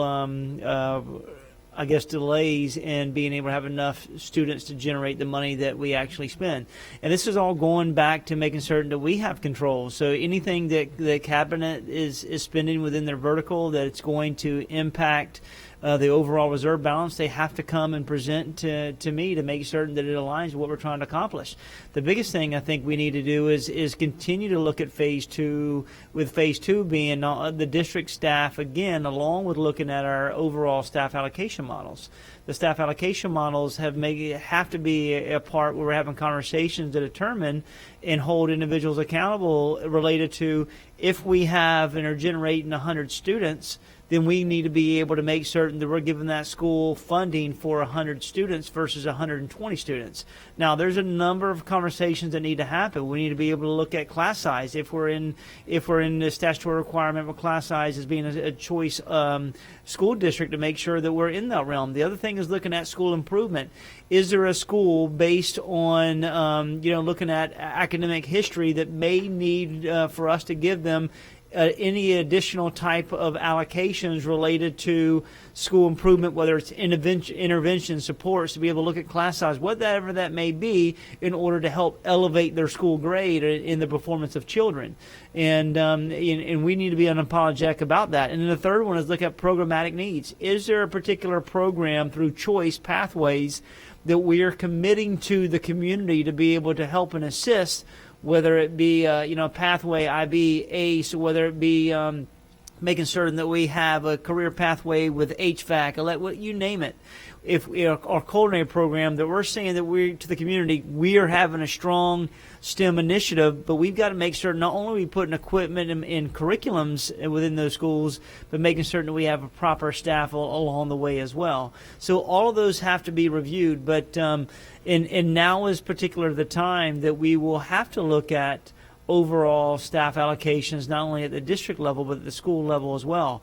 But we will work hand in hand with every one of our school leaders, review master schedules to maximize sections, to maximize class size, and we'll be in constant communications to be able to make sure it's aligned. So all that is to make certain that we align what we're actually generating and what we're actually expending. And then at the same time, the board was very clear months ago that we want to be able to carve out funding to have a dimmer switch approach to becoming self-insured. Well, all of that's going to have to be inclusive of the conversation. So And then looking at what we're actually spending during COVID. And I presented about a week and a half ago that we're spending right now. It's taking out some of the work, the money that we've gotten and received from grants. We're spending around $4 million to $5 million a month related to COVID PPE materials in order to make certain that we are staying relevant and staying committed to our reopening plan. Now, we did receive a $2.9 million grant from the Florida Department of Education, but we know that's only half of the first month that we're going to be able to expend. So all that is having multiple conversations and being able to vet and align every dollar that we spend in the organization. And more to become when we have our additional informational workshop that we have, I believe, is on the 22nd. And we know that you'll be speaking to the principals very shortly, right? Because it starts tomorrow, yes, ma'am. Starts tomorrow, which will be very critical. One other question, perhaps for Ms. Saunders.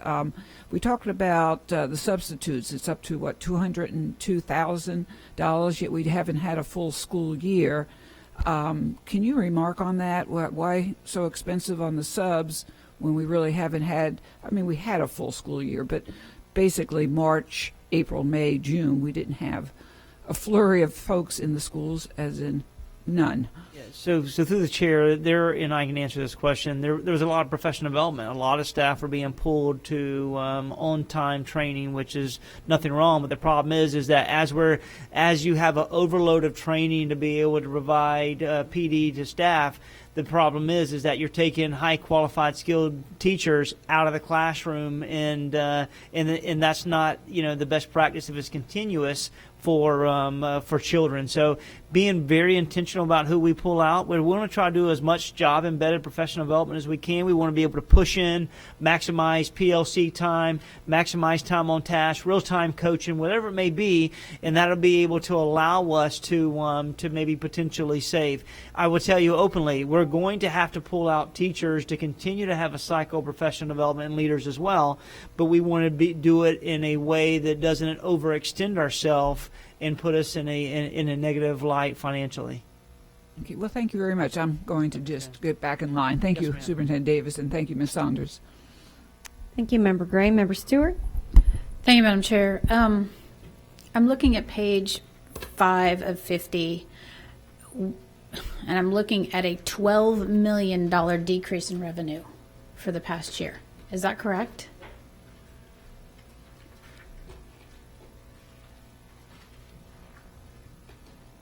I mean, you said it verbally, and I wrote it down. I just found the page 5.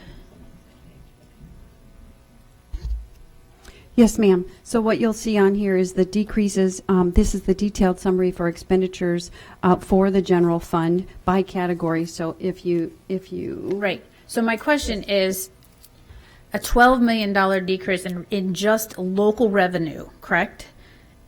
That's big. Like, do we just keep plugging along all year thinking that we're okay with a $12 million decrease in revenue? I mean, that's just crazy thinking. The other thing that, and I'm just pointing that out, it's right there in black and white. The other thing that I'm looking at as item 5,000, instruction, a reallocation of budget to correct functions for salary, $33 million increase. And I'm assuming that that is due to the raises and the hiring that we did last year, correct? Yes, ma'am. And then I see it again down at the bottom. There's another increase. Let me find it. School administration, $2.6 million increase. Does that include everything? Is that include? Because I don't see FRS listed on here. No, that's everything grouped together. Okay. So it's just a little bit alarming to me that we have, is that an average decrease in revenue over one particular year for this district to take a hit like that in revenue? No, it was unique because of the pandemic. And additionally, we thought we were going to have more Medicaid revenue, but that didn't come in yet. I guess my concern is in this document, we don't show that. Like, we don't anywhere in here say that our increased expenses for X because of the pandemic, our increased expenses for X. These are all just general every year expenses, and we're showing increases that are it just doesn't make sense. And then can you go back to the page that you showed the explanation for the $32 million dollars out of, because that's not part of our packet, and I thought it would be, and I don't see it here.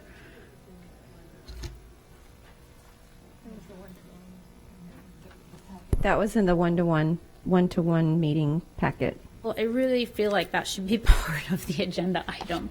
And we've been asking this question about the fact that the fund balance has decreased for weeks now. And I'm a little bothered, one, that this conversation didn't happen when we had agenda review. Like this all should, none of us should be a surprise to us. And some of this stuff I'm seeing for the first time. So I'm bothered by that. And then on this document, which is not in the agenda packet, which, if we're going to be fully transparent, this should be part of the agenda packet. This should be part of what you're presenting to the board, not just something that comes up on the screen and is provided to the board separately. This is an explanation for the general public about what happened over the last 8 months because of, and where the fund balance is. And I know Mr. Porter's getting nervous about time, but these are important questions. So one of the items on here that I completely understand the technology buy, I completely understand the technical services and the repairs, utilities, that really doesn't make any sense, but okay, substitute teachers doesn't either, but charter schools, I'm not sure why charter schools is part of a dollar figure that we're in a large chunk of the money. We had charter school growth last year, but we knew that. Like, we know how many kids are going to these charter schools.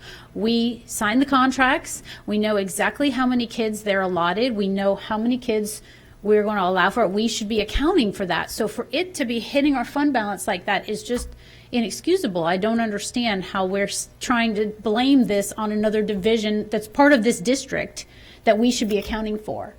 And so I'm just troubled by the fact that that number is up there. Like them or not, they're part of this district, and we should be budgeting for the fact that we are flow through for those dollars.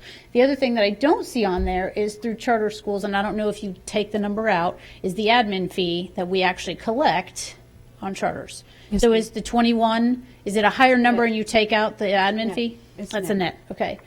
So those are just my comments. I'm not pleased to see this document at all. At the end of the year at this time, and to see is $12 million, is that's strictly COVID related, and the fact that we've had a decrease. Have we never had a decrease like that before? We've had various, depending on grants when they come in, because we can only, we have to change. If we have an accounts receivable on a book for a grant, we think we're going to reimbursed for. If we don't receive it within 30 to 45 days, we have to take it off the books. A lot of that happened this year with grants. We weren't able to recover. Luckily, the ESSER's money came in and helped us a little bit. But it's just been a very unique year. Well, I guess my point is, if we are under the assumption that things are happening and we're not going to have the dollars, we made no other adjustments in our expenses to go with the fact that we thought we might not have the dollars that we were going to have come the end of the year. And that's the piece that's alarming to me. And I know there was a lot going on, and I know it's COVID, but if you don't have the money to get on the bus, you don't get on the bus. And so I'm frustrated that we didn't make some adjustments. I know we were looking for a new superintendent. I know that a new superintendent came in, we hired. I know there was COVID.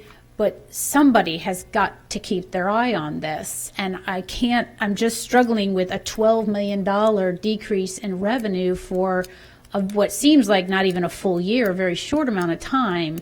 And we didn't have our finger on the pulse of this. And again, up there, I don't see a lot of the dollars that the superintendent is talking about, which is cleaning and additional custodial and PPE, those, I don't see those items up there. So it's frustrating. We were reimbursed from those. Luckily, we were able to get the money in time, and we were able to transfer that in from the ESSERS or the CARES money, so it was able to reimburse the general fund out of the 400 funds. And through the chair, when I got here, I was open about spending $6.7 million on devices along with money for PPE, and that money was reimbursed through that. But we can definitely look and determine the only way, I can't say if this historically has been presented to the board in the way of charter schools. We just got to make certain that if we understand the influx, and this is our staff being able to be transparent to the board, is that money, as you said, is openly carved out, and when we see that impact to charters, we support charters in every way, shape, and form we can. But we've got to make those adjustments on the district managed school side if it's related to allocations. But we also know that it's a balance. It's an individual's transition into the Hillsborough area to transition, whether it's from homeschool, whether it's from private schools, to go to charter schools as well, and that's their right and their choice. But it's also if they're leaving our district managed brick and mortar schools, then those adjustments have to be made from an allocation perspective. I completely agree with you that is something we can manage going forward, but we're talking about last year. This is last year's adjustments, end of year adjustments.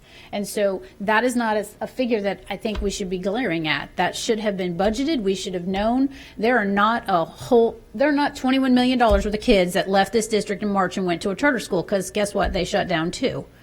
So that's what bothers me, is we know what that number is going to be. And if we don't, we need to find out a lot sooner than pulling it up and having it be part of our final year offender end of the year adjustments. That should be budgeted. We should know, it should be a carve out immediately, at least the high, and the higher number, and maybe we go lower than that. But I'm bothered by what I'm looking at. I'm bothered that we just to start there, $12 million in decrease in revenue, and we did nothing to stop the bleed, I guess is what my point is. And we took our eye off of the prize on that, and we're going to pay for it. And I haven't had a chance to really digest what's up there other than your explanation. I do have other questions about that I'll address before. Mr. Superintendent, my request to you would be that this is the final adjustments, that in the next budget, that we don't see stuff like this, that we see that charters are accounted for and budgeted for, which I'm pretty sure they are, and that we don't see this kind of stuff happening.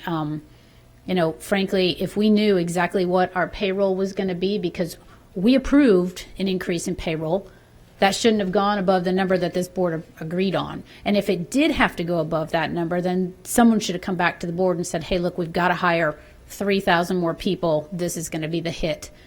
And I don't remember that ever happening. So I have concerns about what we're looking at. And again, my concern is not, this is done, this is over with. What we do moving forward, we're going to have to make different decisions about how we manage the dollars and how they come into this district. And I'm not pleased to see a $12 million decrease in revenue and have us just be hearing about it. Thank you. Thank you, Member Stewart. Thank you, Gretchen, for the presentation of information. Over the years, this amendment presentation has morphed into something that, to me, is definitely more informative than it has been in the past. I used to say that the money amounts, or the information that we used to get, really was in a silo. And so I appreciate you considering the trending information and considering how to display this for the sake of transparency, not just for the board members, but for the public as well. I think we all are, there's a level of discomfort with the information that we see today. The two things I wanted to address were on page 33 of 50 in the budget amendment report. I know we contracted with a vendor that was supposed to increase our Medicaid reimbursement revenue, yet I see that the Medicaid reimbursement revenue went down significantly from 2019 to 2020. I know not all of the federal through state dollars are Medicaid reimbursement dollars, but my question was, what percentage of these totals are the Medicaid reimbursement, and how did that impact the bottom line from 2019 to 2020? I'll get those for you. I don't have them off the top of my head. Okay, and I heard you mention it to Ms. Stewart about that portion of the $12 million being partially this contributed to that to a degree. Yes, ma'am. And I was wondering if you could kind of explain that a little bit about why we would see a decrease in the Medicaid reimbursement from 2019 to 2020 in general terms. So a couple of things happened with the Medicaid program. There's two programs, administrative claiming and fee-for-service. And when our fee-for-service claims have come down, so does our reimbursement. And remember, these are expenses we've already put out the door, and we're getting reimbursed from the state. Our percentage, Medicaid reimbursement collection percentage has come down, but there's a new person in the Medicaid office in Tallahassee that Miss Monica used to work with, and so additionally we're working with our vendor, although we are going to go back to the state program to try and raise our rates, but again it gets back to our employees. For the fee-for-service, documenting the services for our students. It was a little difficult this last spring. It was the ACA, or the Medicaid office, was working with districts because they were trying to understand telework versus in-person, or the 15-minute increments for the reimbursements. So again, that's another reason why we were down a little bit. We're still in catch-up mode with the Medicaid office. Is that going to continue to get adjusted as yes, ma'am. As the year goes on? And yes, ma'am. You can bring us that information month to month as we see a change in revenue and expenditure. And again, if we knew we were going to take in this revenue 30 to 45 days after June 30th, we could have kept it on the books. Right. But if it's after that, it's an audit exception. Well, and this is a new component to the Medicaid reimbursement that I know that was, a lot of this information, as Ms. Stewart said, you can kind of estimate based on trends what the projections are going to look like. But sometimes there are things like the Medicaid reimbursement plan or the or a pandemic that may have unexpected changes to your budget, and some can be foreseen and some cannot be foreseen. Which brings me to my second question, which is, Mr. Davis, when you walked into the school district, what did you do immediately upon noticing where our financial situation was? Because we had that brief conversation about some of the immediate steps that you took. Yes, ma'am. Through the chair, the biggest thing was to begin to unpack overall committed allocations within the organization, figuring out from a district perspective where we were and did we have duplications, to be able to eliminate any duplications at the district office, and at the same time being able to look at how we use every categorical, from mental health, from instructional to leadership development, transportation, ridership or rider availability, and to be able to look at how we're leveraging every grant dollar to make sure it all aligns. So we every one of the cabinet members had to come and defend their overall budget to make certain that they didn't copy and paste and they weren't using money and didn't ask for money that they overall didn't need. To be able to really be innovative in their forethought of what we want to do to be able to move the needle in every one of their divisions. So the mentality is still the same, being able to look at what we will generate and be able to make certain we expend what we openly have, and be able to forecast, as Ms. Stewart talked about, being able to forecast, if dollars are transitioning to charter schools, to cut that off the tap, to be able to forecast if we're going to have potential raises, to be able to take it off the top, to be able to forecast if we're going to have self-insured, to be able to take a percentage off the top, and then build your budget properly from every single dollar and every single cent. So that will continue throughout the year. In any way, shape, or form that we see, or I believe it's going to be alarming, I promise to sound the alarm so that the board is completely apprised of where we are financially. The biggest tell will be what happens after the general election. What will happen if there's a particular, a special session to come into effect, and see how we're overall impacted. Because we know there's two ways the budget is overall created. One is through healthcare, and the second one is through education. Healthcare in no way, shape, or form will be impacted at all due to the pandemic. There is a potential, unless reserves are going to be tapped through the Department of Education's reserves, or Tallahassee's reserves, if we will be held harmless through February. In February, I do believe we'll see an uptick of students coming back after the winter break, and that may be in line to where we could continue to reserve some of our funding and get back some of our students who are going to homeschool, whether they're going to private schools, whether they're whatever it may be, to be able to show a better credibility financially, a better stance financially in February. So we're continuing to monitor everything that we can in order to be insightful. And I was trying to get to a dollar figure that phase one Oh, I think that was $7.5 million of savings. Yes, ma'am. So and that's through the chair. That's inclusive of staff that we've kind of reconfigured and brought in. All right. Thank you. Yes, ma'am. All right. We'll keep moving. Let's go with the Member Perez. Thank you, Madam Chair. In 2019, I requested a workshop on Medicaid and billing because there was a very lackadaisical attitude towards billing and not billing appropriately for our Medicaid dollars. And one would think that in 2019 and now in 2020 that those billables would have increased, especially because a lot of our students and families are utilizing our mental health services even more. So what is it that needs to be done to emphasize that coding and time are important in order to, for us to get those Medicaid dollars, and that those sessions with our students, and when they come to speak to guidance counselors, social workers, that those are billable hours that need to be billed towards Medicaid. Go ahead. Okay, thank you, Ms. Perez. And we did, from that workshop, we did move forward and we started introducing additional training, and we were working on updating job descriptions. But with Monica's help now, we have a work group, which is our Miss Tracy Brown's team, and including ESE folks, the speech therapists, the social workers, and we are moving forward every week, every 2 weeks we meet, and we're updating those as we progress, whether it's a change in job description, adding it to the job description so people will fill out the random moment samples or their 15-minute increments, yes.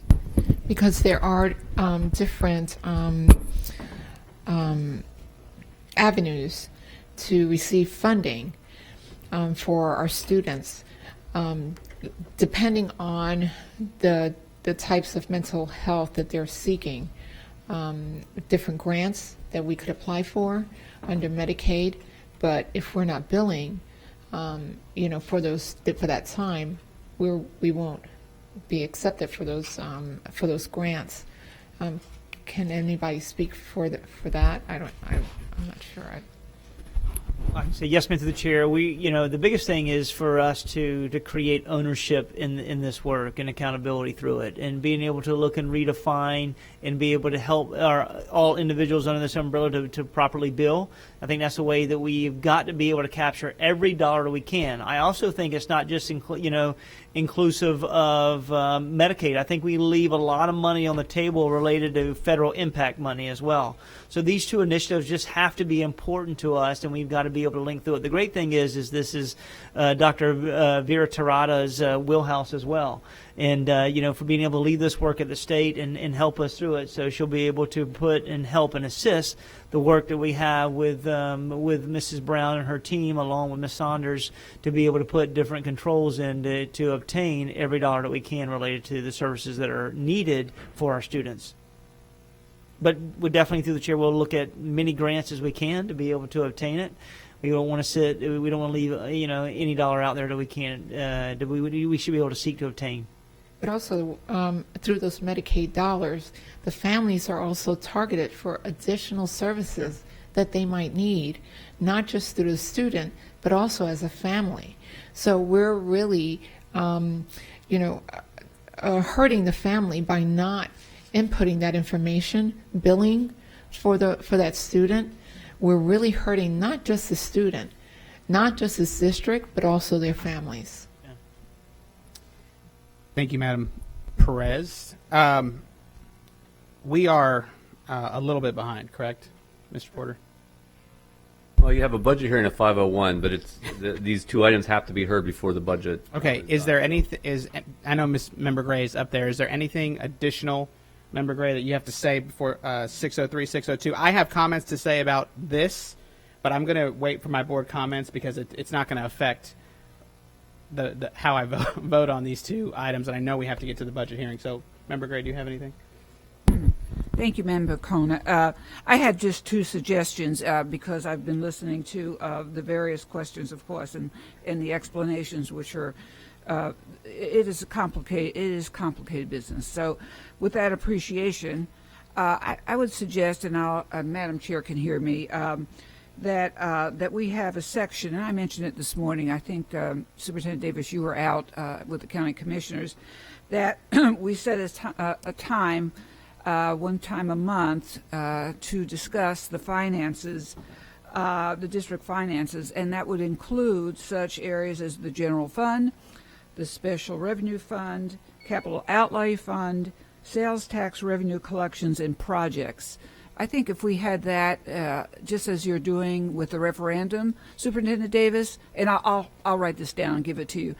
I think that would be a very, very good way of communicating to our stakeholders, and we would have the updates, and again, our constituents would know what's going on, and we would know up to date. So that was one suggestion, and my next one would be because this report, and help me out, Ms. Saunders, is due right after Labor Day, the first Friday, which is this Friday. We had a board meeting after a vacation, this is a very complicated subject.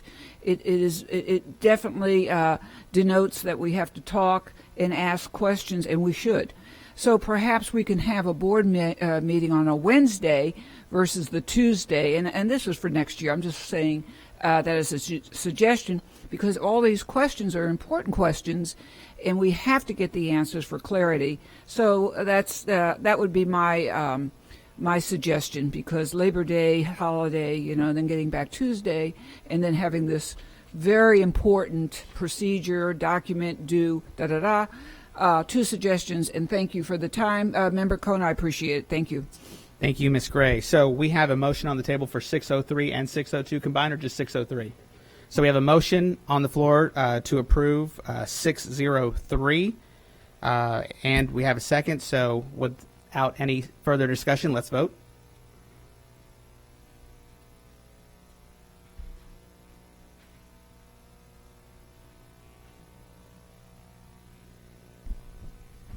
And motion carries 6-0 with Chair Snively away from the dais. So moving on to 602. I need a motion to approve 602 and a second. Motion by Member Gray. Second. Mr. Kona, I need to go through it. Well, we're going to approve it, and then you can discuss it. Oh, so sorry. Highlight it first. Sorry. It's okay. It's all right. Here, let me have that back. He's trying to move the meeting. Was I mistaken that the superintendent started with 602? 602. He actually started to highlight it, but then did we finish highlighting 602 completely? He was handing it off to me. He was handing it off to Saunders, and then Ms. Saunders said we had to go to 603 first. So back to 602 for Ms. Saunders. Thank you. Thank you. Approve the annual financial report, formerly known as the Superintendent's Annual Financial Report, to the Commissioner of Education for fiscal year ended June 30th, 2020. The Governmental Accounting Standards Board requires all governments, including school districts, to implement a financial reporting model that includes the management discussion and analysis, basic financial statements, notes to the financial statements, and certain other required supplementary information. The annual financial report includes spreadsheets and other necessary documents in accordance with the financial reporting requirements for Florida school districts for 2019-2020 in the format of the Comprehensive Annual Financial Report as presented as modeled in the Government Accounting and Financial Reporting Standards by GASB. You're going to have three reports within this document: the ESE 348, which is the report of financial data of the Commissioner of Education, ESE 374, the scheduled maturities of indebtedness, and the ESE 145, which is the Superintendent's Annual Financial Report. The two unaudited financial reports are required per 6A 6.1.0071 paren 3, Florida Administrative Code, and Florida Statute 1001.51 paren 12 paren B, including all sections of the AFR and the cost report, which must be submitted to the Florida Department of Education by midnight, September 11th.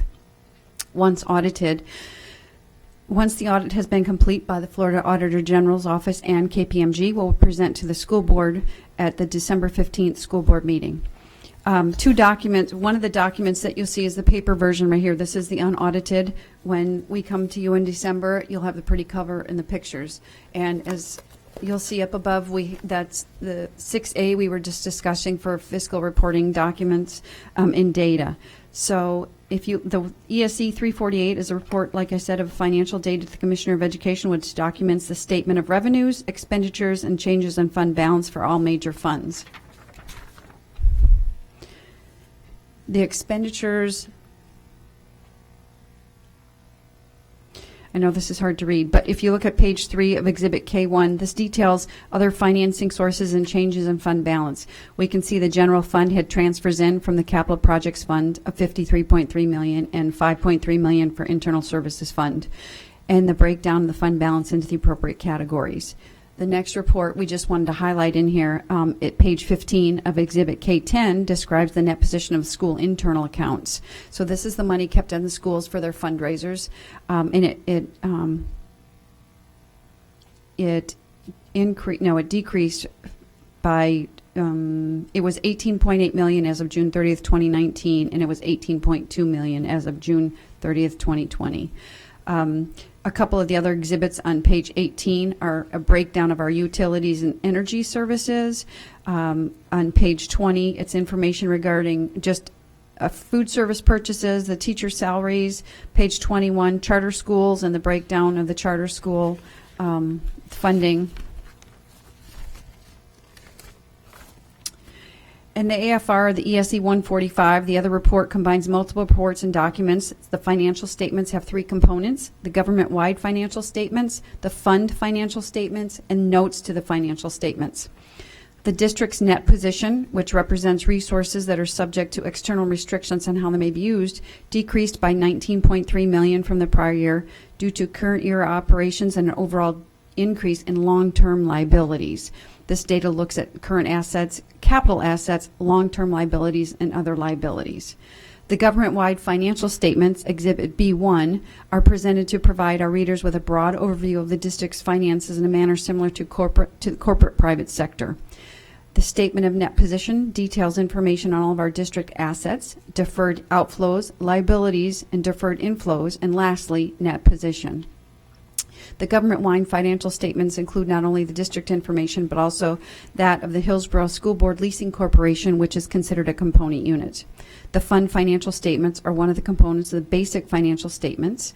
And then the governmental funds on page 6 of Exhibit C3 focuses on the sources and uses of liquid resources and balances of spendable resources available at the end of the fiscal year. Additionally, we talked about capital assets that increased this year by $140 million due to purchasing school buses, security vehicles, computer and computer equipment, improvements to buildings, construction in progress, furniture, fixtures, and equipment. Our long-term debt decreased. We talked about paying off some of our debt this year by $102 million. Proprietary funds on the internal service funds. This includes the group health insurance, workers' comp, and liability self-insurance.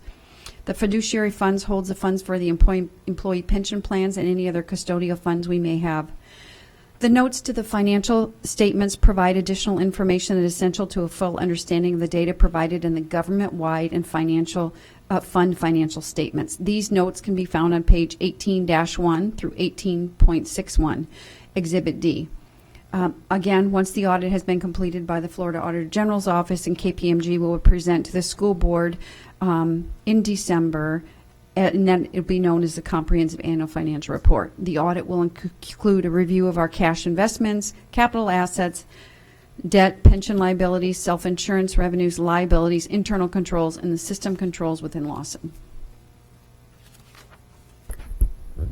Thank you, Ms. Saunders. Board members, I need a motion and a second to approve item C602. I have a motion by Member Gray, second by Member Kona.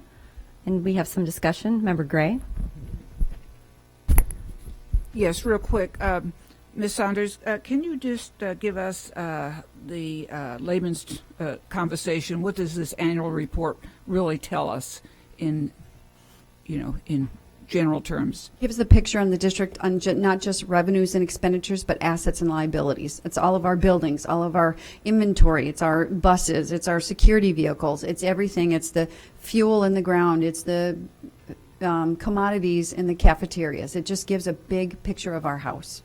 Okay, and then we're going to have, they're unaudited, but we're getting audits right now on both of those items. Yes, ma'am. Okay, well, thank you. Thank you, Madam Chair. Thank you, Member Gray. Seeing no further discussion, board members. I'm sorry. I was up there, sorry. Oh, hi. Okay, Member Stewart. Sorry about that. Ms. Saunders, can you just explain on page 4 at the bottom, it says the district's net position decrease is $19.3 million and change from last year. And it talks specifically about, and I know this report is very different from what we use in-house. I wish we used more of what this report looks like in-house because this is so much easier to follow and understand. Explain what exactly that means, because a $19 million difference between 1819 and 1920 is a pretty big, is a significant decrease in our. You talk about here external restrictions and how they're used. Yes, ma'am. And current year operations and overall increase in long-term liabilities. Can you speak to those two items for me a little bit, please? So we did build a school, so we had Sumner, we had added to our books, and again, we had assets adding to our assets, such as school buses, vehicles, just those two things.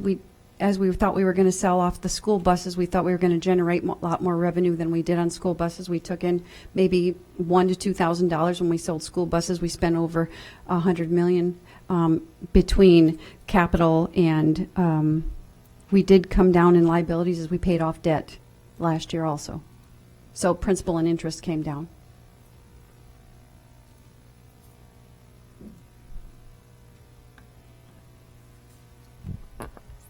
Okay, thank you, Ms. Stewart. If there's no further discussion, board members, please vote when your lights appear.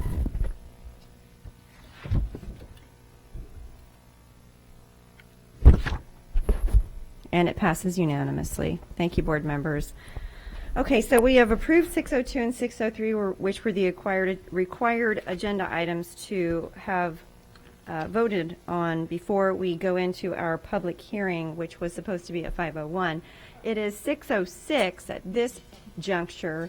We do have one employee input, so actually, out of consideration for the one person who is here to speak, I think we should go ahead and allow employee input, and then we'll go right into the public hearing once employee input is finished. And our employee we have this evening is Mr. Ryan Hazinski, and he will have 3 minutes to speak during the employee input period. Do you have employee input guidance that you can read for the benefit of those watching the board meeting virtually?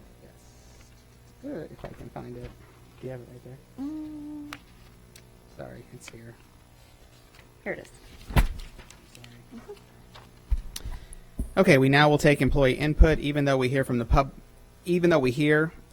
public at the beginning of the meeting, it is sometimes difficult for employees of our district to attend at 4 p.m. There are many ways for employees to make their voices heard, including through union representation, emails, phone calls, one-on-one conversations, and public comment at the beginning of the meeting. The board wants to hear from you. With this section of our agenda, we will create another avenue for employees to speak to the board. We are setting aside 30 minutes for employees of this district to speak to the board about any issue that is on your mind. It is not intended to be a discussion about any specific agenda item on tonight's meeting, but rather an opportunity to speak to the board about any issues related to your job or the district. Each speaker will have 3 minutes. Thank you, Member Kona, and welcome back, Mr. Hazinski. You have 3 minutes. Thank you again. 10 years ago, my first piece of education advocacy came in the form of an op-ed that made the Sunday front page of the opinion section of the Tampa Bay Tribune. And it started off with a question: am I a teacher or scapegoat. We were beginning an economic recession, and a lot of the ills that society was feeling were being dumped on teachers. It's happening now again.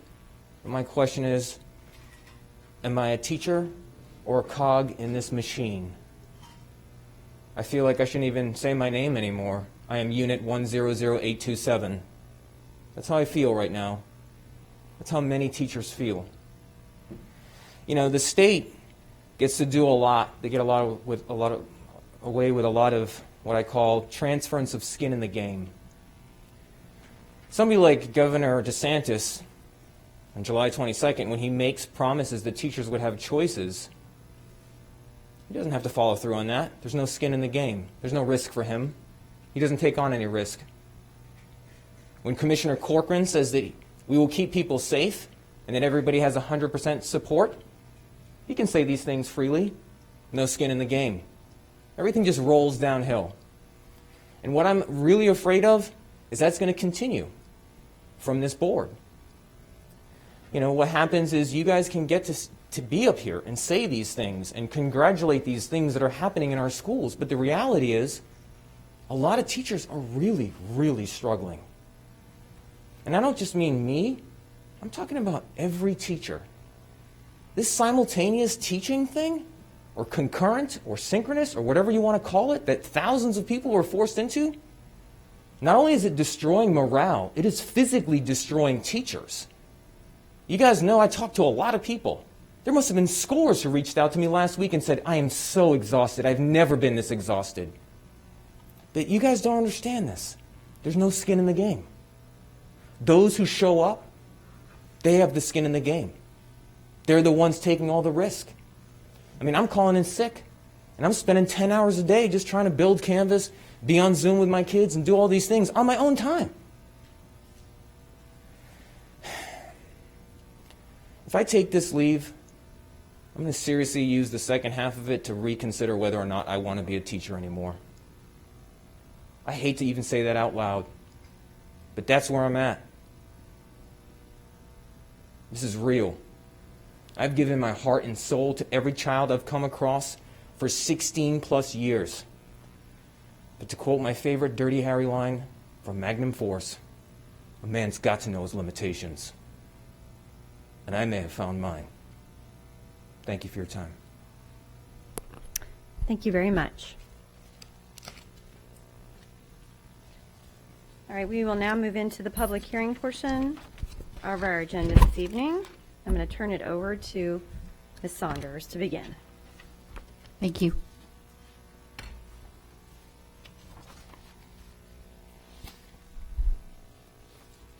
School board members, we present to you and our community the 2021 millage rates and final budget, also known as the final public hearing for the budget and millage rates. Our budget includes all government and proprietary funds of the district and the proposed tax rate. Florida law requires the school board to adopt by resolution a balanced budget each fiscal year for all funds under its jurisdiction. The daily administration of funds are made in accordance with Florida state law and the Florida Department of Education's Red Book.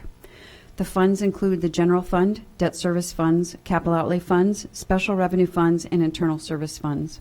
The law is very specific, defining the process and timetable to be followed in adopting the ad valorem property tax millage rates and budget.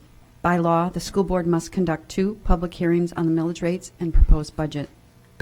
We'll close the regular school board meeting and open the public hearing for the final millage rates and final budget for fiscal year 2021. As a reminder to our public regarding Article 9, Section 1 of the Florida Constitution, the education of children is a fundamental value of people of the state of Florida. It is therefore a paramount duty of the state to make adequate provision for the education of all children residing within its borders.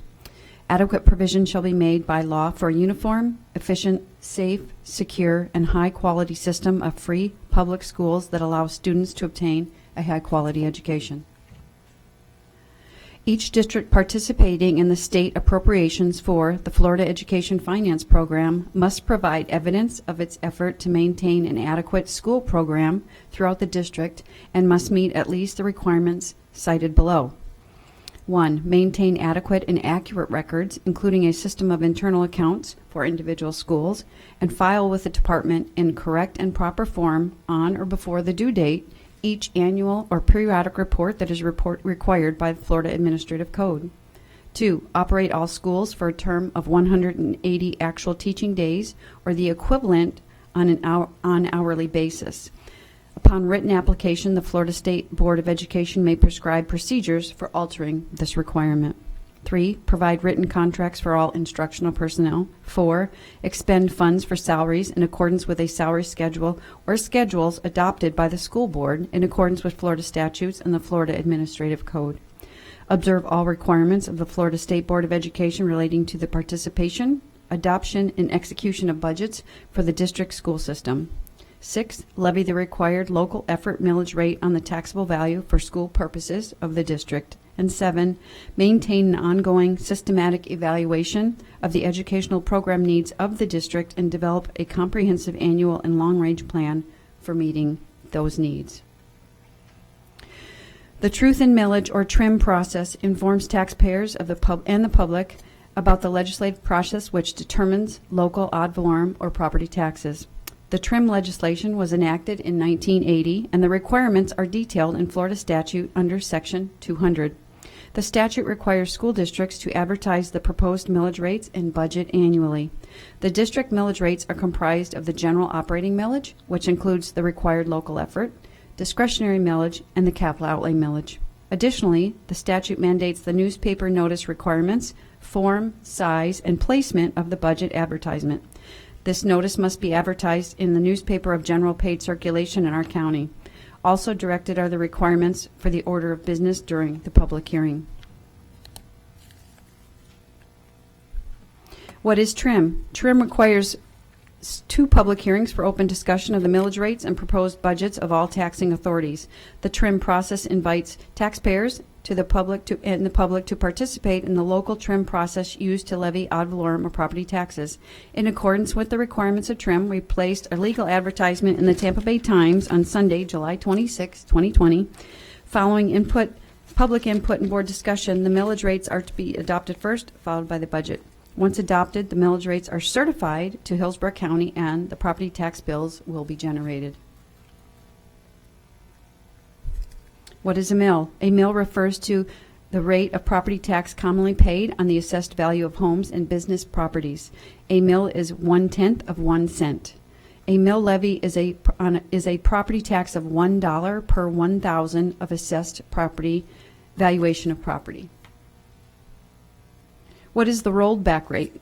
The rolled back rate is the millage rate that would raise or generate the same amount of revenue as last year if applied to the current property tax roll. Florida Statute 200.065 states that when the current proposed millage rate exceeds the rollback rate, the legal advertisement must be a notice of proposed tax increase. Please note, what you will be assessed for your property taxes is a function of the value of your property. If your property was assessed or worth more this year than last year, you will pay more in taxes. Again, the only way a Hillsborough County citizen will be paying more in school board taxes will be if your property is valued more this year than the prior year. The proposed millage rate for fiscal year 2021 is 5.9670. This is an increase of 2.68% more than the rollback rate of 5.8112. On July 13, 2020, the Florida Department of Revenue certified to the Commissioner of Education the 2020 estimate of the tax roll that is the basis for determining the required local effort millage rate in the FEFP. Also certified were the 2018 and 2019 final tax rolls, which are used to calculate the prior period funding adjustment millage rates pursuant to Florida statutes. The school board must levy this amount in order to receive state funding. These funds are used for the day-to-day school district operations such as school staff and utilities. Discretionary millage is used for general operations of the district and to meet the additional expenses due to inflation. The capital outlay millage is used for maintenance, renovations, new construction, and equipment as advertised on July 26, 2020. For school districts across the state to receive funding in the Florida Education Finance Program, they must levy the full amount of the state required local effort millage rate. By participating in the FEFP, our school district will receive $1,710,671,029.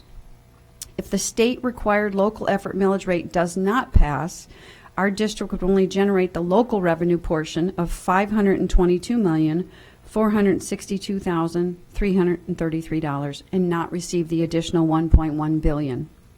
In other words, we would lose over $1.1 billion in funding to operate our schools if we do not accept the millage rates as prescribed to us from the Florida Legislature and the Department of Education in the Florida Education Finance Program second calculation. The total proposed millage rate related to school funding for the 2021 fiscal year is 5.9670. This millage will generate dollars for the general operating and capital outlay funds. As we will discuss further, the millage rates are determined by the Florida Department of Education. The proposed total millage rate related to school funding for 2021 fiscal year is again 5.9670 mils, which represents a decrease of 0.1620 mils from the previous 2019-2020 rates. Again, the Florida Department of Education and Florida statutes direct the amount of state required local effort for each school district. The amount is determined as a sum of money, and then the estimated millage rate needed to raise that sum is specified. The initial estimate is used in the preliminary budget. On July 13, 2020, this amount was recalculated and became the rate the school board must levy to participate in the FEFP. The school board cannot levy more than the rate specified in the recalculation of the state RLE millage rate. The property appraiser is required by law to certify to each taxing authority in the county the assessed value of all non-exempt taxable real property.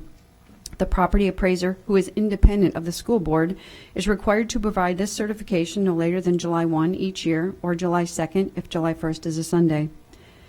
How are my property taxes calculated? The taxable value of a homeowner's property equals the assessed value, as determined by the Hillsborough County Property Appraiser's Office, less the $25,000 homestead exemption, if applicable.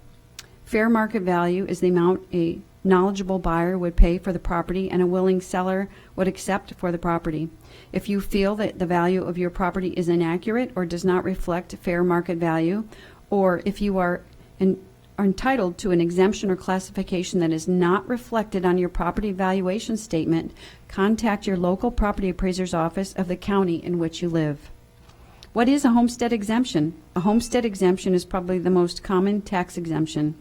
It reduces the value of your property amount that should not be taxed if you have filed for the exemption. The portion of the property tax related to school funding equals the taxable value divided by 1,000 times the school district millage rate. Under the proposed rate, a homeowner of a $200,000 assessed value home after the homestead exemption deduction of $25,000 has a taxable value of $175,000. And that homeowner will pay $1,044.23 of ad valorem property taxes to Hillsborough County related to school funding. This is a decrease over last year of $28.35.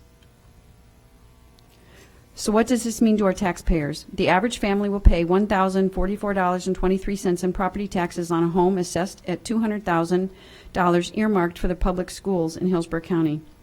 Again, this is a decrease of $28.35 over the prior year. Or, over the course of 1 year, it averages out to about $2.86 a day. What does the $2.86 per day cover? Teachers, school counselors, school social workers, nurses, mental health counselors, and other school support staff. Utilities, including the electric, water, and garbage collection, fuel for our yellow school buses, technology in classrooms, or for remote learning, lab equipment for our science classes, building repairs, renovations, and improvements. The Hillsborough County Property Appraiser is an elected official charged with the duty and responsibility to appraise all of the land in the county. This includes real estate and tangible personal property, the equipment and machinery and fixtures of a business. The property appraiser prepares the tax roll but does not collect taxes or determine rates. In addition to valuing property, the property appraiser must administer homestead exemptions, agriculture classifications, determine the eligibility of certain religious, charitable, educational, and municipal property for tax exemption, as well as administer widowers, and disability exemptions. The property appraiser also maintains current and up-to-date legal descriptions and ownership tax maps of all the real property in Hillsborough County. To show a comparison of a home valued at $150,000 less the $25,000 homestead exemption between the 2007-2008 school year and 2021, we can see the reduction in taxes collected on behalf of the school district. Remember, these are the rates established in Tallahassee and sent to us to approve and levy. This is a recap of our millage levies and ad valorem tax revenue last year versus this year. You can see, again, we discussed our millage rate went down 0.1620. Property values increased $9.2 billion. And we're collecting slightly more due to the value increase in property.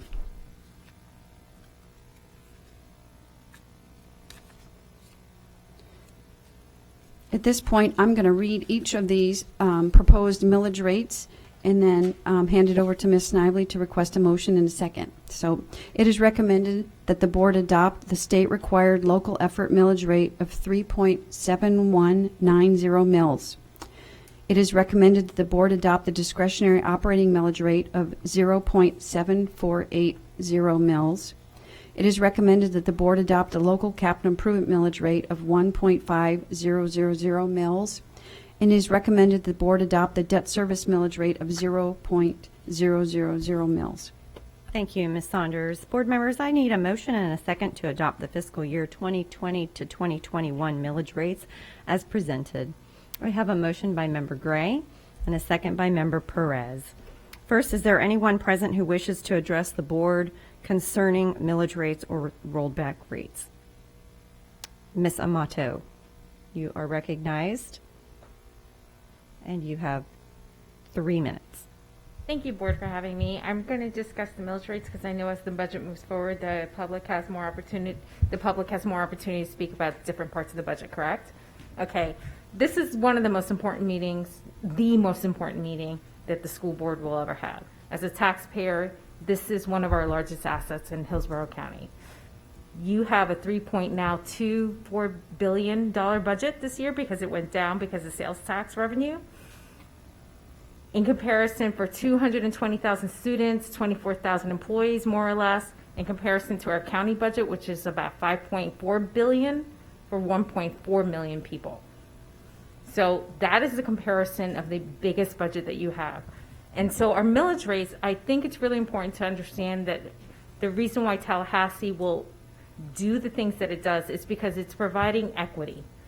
And that's how Florida does equity in education, to make sure that a rich county cannot take more and then those children have more than the other counties. They're trying to provide equity in Tallahassee, and that's why, for the public who may not be here, may not understand, they create some of this balance.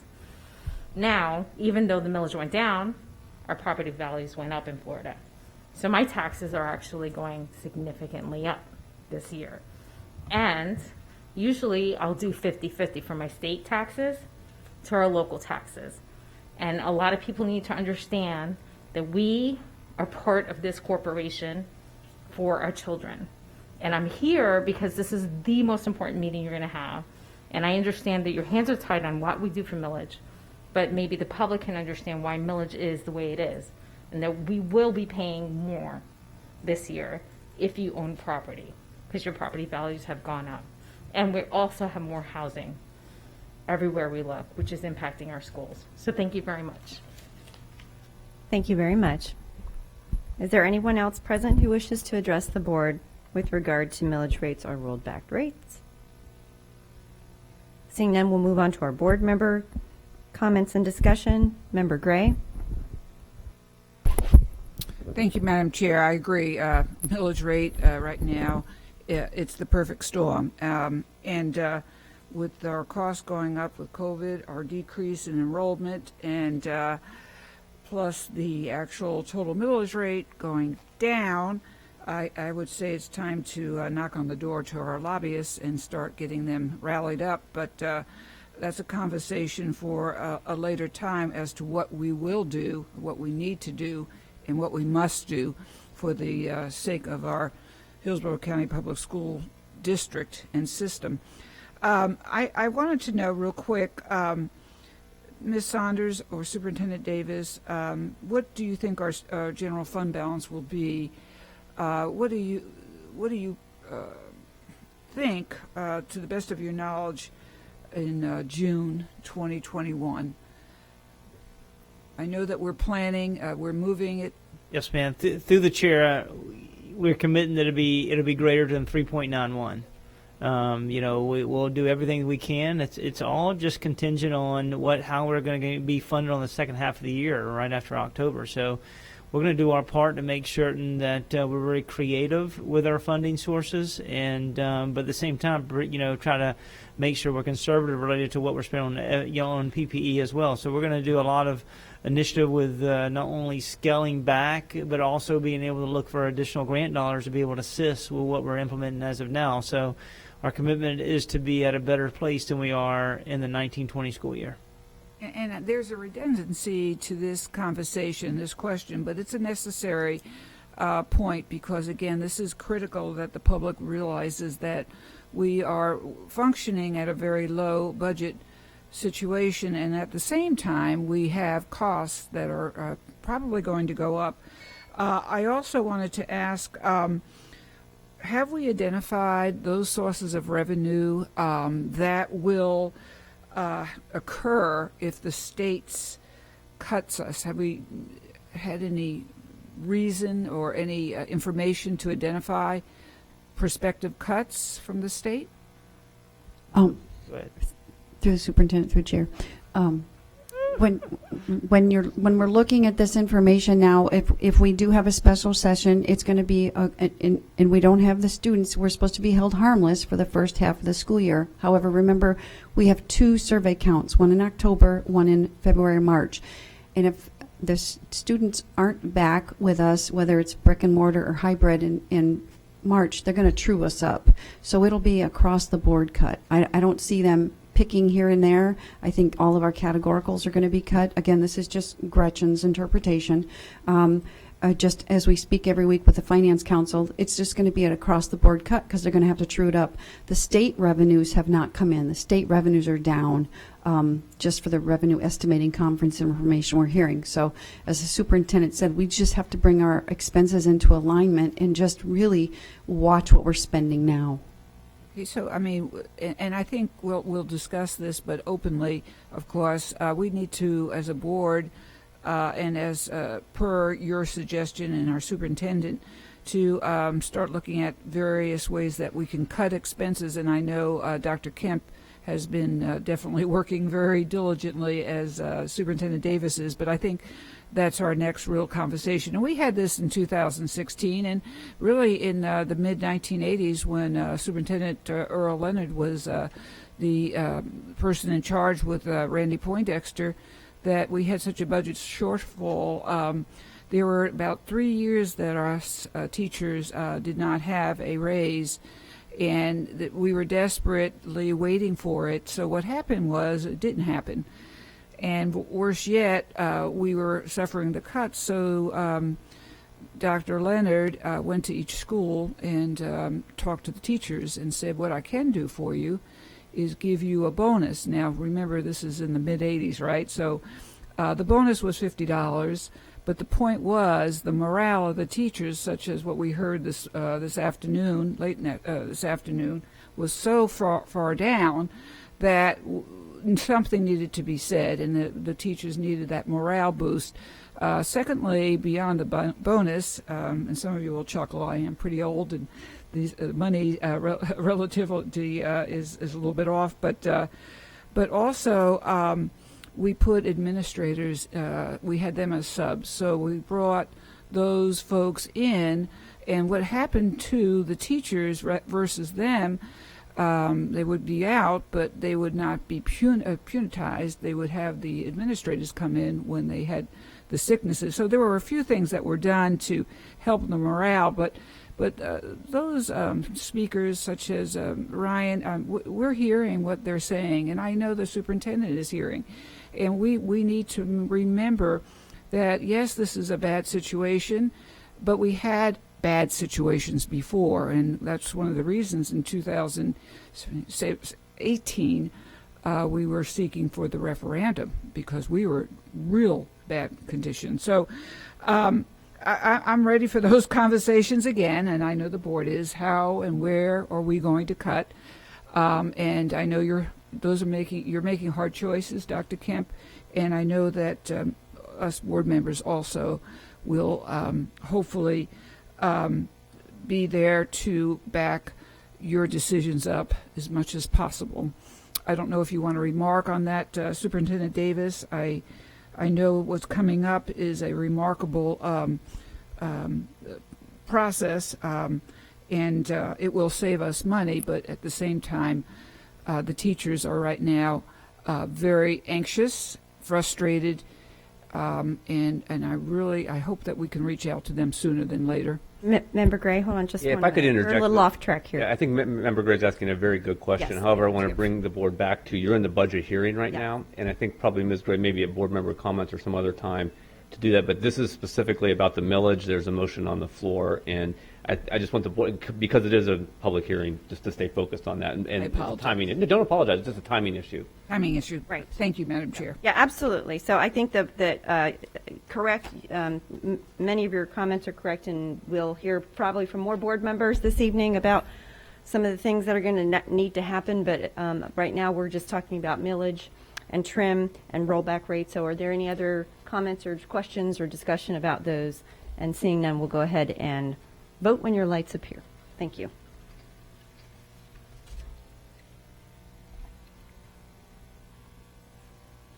And it is unanimous. Thank you, board members. All right, back to you, Ms. Saunders. Thank you. As this chart depicts, the general fund is the largest component of all the funds. 61% of the total budget belongs to the general operating fund. The main source of funding for the general fund is the Florida Education Finance Program. The funding is equalized per student statewide. The revenues are primarily from state sales tax and local property taxes. The Federal Student Nutrition Services Fund equals 12%. This bucket includes student nutrition services, federal grants such as IDEA, Title I, Title II, and Head Start. The Capital Outlay Fund makes up 16% of the total budget. These dollars are for repairs, maintenance, and purchases of school buses. The Internal Services Fund equals 6% of the total budget. These dollars include our health and general liability insurance and workers' comp funds. And finally, debt service equals 5% of the total budget, and these monies are used to cover the principal and interest payments issued during the last 20 years to help us build schools. Just as a general fund comparison from 2019 to June 30th, 2020, salaries amounts paid to the employees of the school system who are considered to be positions in a permanent nature increased from the fiscal year 19 to 20 by $38 million. Employee benefits, which includes retirement, FICA, Social Security, Medicare, group insurance, workers' comp, unemployment compensation, and other employee benefits, increased $22 million over the previous fiscal year. Purchase services are amounts paid for personal services rendered by personnel who are not on the payroll of the district, increased $34 million. Energy services had a decrease of $5.3 million over the previous year. Materials and supplies had a decrease of $9.5 million, and capital outlay expenditures for land and building improvements to grounds constructions had a increase by $1.9 million. Other expenses are paid for goods and services not otherwise classified in any other category, such as interest, dues, fees, judgments for litigation against the school systems, substitutes, claims, expenses, and other. As a result, expenditures decreased in fiscal year 2020 over 2019 by $60,103. The general fund had transfers in from capital projects of $53.3 million and $5.4 million from the internal services fund, which is a decrease over the prior year. Where are the dollars spent? The major portion of the general fund or operating budget dollars are used to maintain the district's strategic plan, school board priorities, and to carry out the educational programs offered to the children, families, and citizens of Hillsborough County.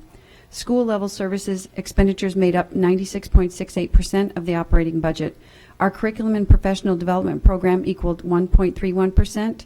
And finally, the district services portion of the budget, such as human resources, general administration, central services, and administrative technology services, equaled 2.01% of the operating budget.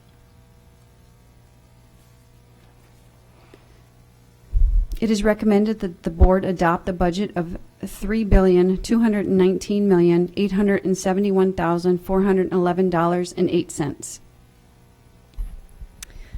Thank you, Ms. Saunders. Board members, I need a motion and a second to approve the budget. I have a motion by Member Gray and a second by Dr. Hahn. First, is there anyone present who wishes to address the board concerning the tentative budget? Ms. Amato? Thank you. You have 3 minutes. Thank you. The issues with our budget predate Superintendent Davis. In 2016, the Gibson report asked our district, which we paid $1 million for this advice, to give us more effective account codes. I have to think. Then went on to address the fund balance. The fund balance issue has always been a problem. We have a $3.2 billion budget. It is never about how much money we have, but it always has been about how we are spending our money. In what we just approved, there was $43,957,645 listed as other. I have to breathe a little bit to talk. So $43 million listed as other. That is unacceptable.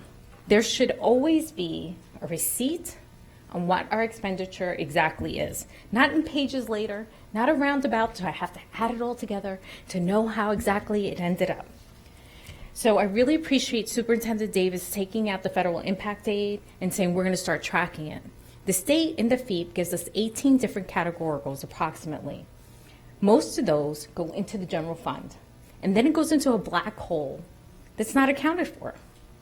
It gets moved all around, and then we spend it here and we spend it there, and there's no actual follow-through that the funds for our students actually reach the front lines of our students. And I'm going to give you an example. In 2016, we cut our student transportation. I'm always hearing, we're broke, we're broke, we're broke. No matter how much money I throw at you, we're still broke. How is that happening? We cut frontline services, and we have not saved $1 in student transportation, not one. Yet we have children walking past 300 registered sex offenders on roads, in drainage ditches, and they do not get a bus. And my taxes actually went up. Now, in these categoricals, we need to start improving how we actually follow the money. When it's given to us, does it reach the student? One of the slides up there actually said support services and then had mental health in a different part. But support services is our counselors, is our psychologists, is our guidance counselors. So why is this 1%, but no, it's part of the 99%? That's not accurate. That's a bait and switch. That is actually part of support services. So we need to do a better job. And I hope throughout the year that all of us work together to actually be very transparent to the penny. And when we start cutting, that we don't cut to our children first, because it is our children who are getting hurt. And that is not where I take my money from. I feed my kids first. Thank you. I appreciate your time. Thank you. Absolutely. Thank you, Ms. Amato. Is there anyone else present who wishes to address the board concerning the tentative budget? All right, we'll move into any board member questions or comments. And I see Member Gray going for her button. There we go. Member Gray? Are these for general comment time or? Well, this is regarding the budget, the tentative budget. So if the comments you shared a little previously would probably be more applicable. So if you had anything you wanted to add with regard to the budget moving forward, this would be an appropriate time to talk about the tentative budget. No, I think my case rests. I think that there are many excesses, and I think that Dr. Kemp will be explaining that shortly, and Superintendent Davis. So I'm just going to take a pass, but I have board comments, but I'll wait till the proper time. I'll go ahead and make some comments if anybody wants to chime in too. I want to thank Mr. Davis and Mr. Kemp for the diligent work you've been doing with your team. I know there are a lot of people involved. I appreciate the time that you've taken to meet individually with board members to talk about what the plan is moving forward for this school district. I don't want to dwell in the past, but maybe look forward to the future and what we're going to be able to do. There's nothing we can do about the past at this point. We have to only stand here and look towards the future to determine what it is we're going to be able to do to right-size our district and to make sure that the conversation and the decisions that we make as board members, as the superintendent, as your leadership team are truly centric to students. And unfortunately, I think maybe at times that we as a district have veered from that path. The conversation has been more about adults than it has been about students, and I am looking forward to returning to the matrix that we should be using, which is to make sure that our number one priority is the academic achievement of our students. I had a very wise, who's now retired principal, who based her day-to-day culture and responsibility on the question of why are we here? Why are we here? We are here to educate children. And so I don't know if this is the appropriate time now or later to talk a little bit about, setting the stage for that, because there will be some changes that are going to be necessary, and it's going to be probably a little bit uncomfortable first before it becomes better. But I want to say thank you for working together to create a plan and a model. And I know that you will be communicating that out to the principals and the public and our stakeholders. I think it's extremely important to be out very transparent and upfront about setting those expectations of what our district will have to do to fix our financial situation. And I'm going to guess that the board will all be behind you in the work that you'll have to do to make that happen. So thank you. Member Gray? I'm back. I think, I have two words, wisdom and necessity. And this is reflecting on our conversations, the fiscal conversation with Dr. Kemp and all the staff behind the scenes. The wisdom, of course, comes with the fact of what Member Snively said. This is all about the welfare of our children, and as long as we keep our children first in those decisions, and I honestly believe that you are, then that will be enough rationale in many cases. The necessity of cutting, which we're not going to get into tonight, but if that becomes a necessity, then I would only ask that we have to always remember that instruction and our teachers are the front lines and are necessary ingredients for instruction and to move forward in the educational process, not only mentally, but academically, physically, socially, and emotionally. And then so with that latter statement, I would say if we are reminding ourselves that teachers, they get hit very quickly, and even the word to use teacher is, it's right now extremely volatile.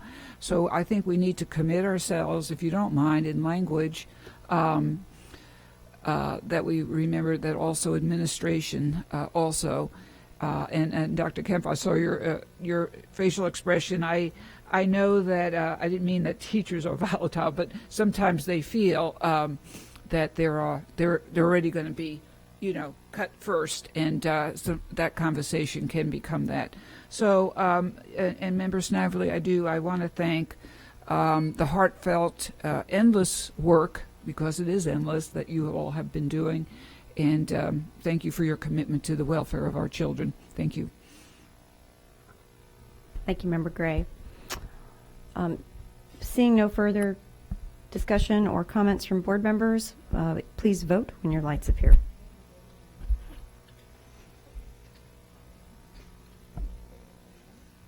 And it passes unanimously. Thank you, board members. Ms. Saunders? It is recommended that the board approve the resolutions adopting the final millage rate and budget. Thank you, Ms. Saunders. Board members, I need a motion and a second to approve the resolutions adopting the final millage rates and budget as presented. I have a motion by Member Kona and a second by Member Stewart. Is there anyone present who wishes to address the board concerning the final millage rates and budget? Are there any board members that would like to make comments or have questions about this? Ms. Stewart. Thank you. I would just like for Ms. Saunders to reiterate, this is an increase in millage, correct? This is an increased rate over last year. The millage, it's an increase in the rollback rate, but it's actually a decrease. And I know this is always very confusing for the public. So it's not an increase in tax, it's an increase in the rate. Rollback rate. In the rollback rate. Thank you. The property values. That's all. Thank you. Thank you, Ms. Stewart. Seeing no other discussion, board members, please vote when your lights appear.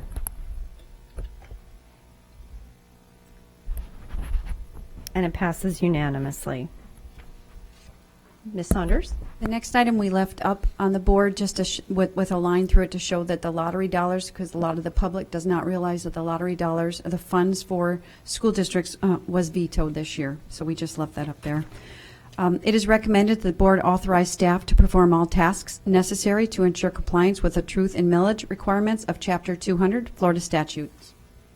Thank you, Ms. Saunders. Board members, I need a motion and a second to authorize staff to perform all tasks necessary to ensure compliance with truth and millage requirements of Chapter 200 Florida statutes as presented. I have a motion by Member Stewart and a second by Member Kona. Is there anyone present who wishes to address the board concerning this matter? Are there any board members who have discussion on this matter? Seeing none, please vote when your lights appear.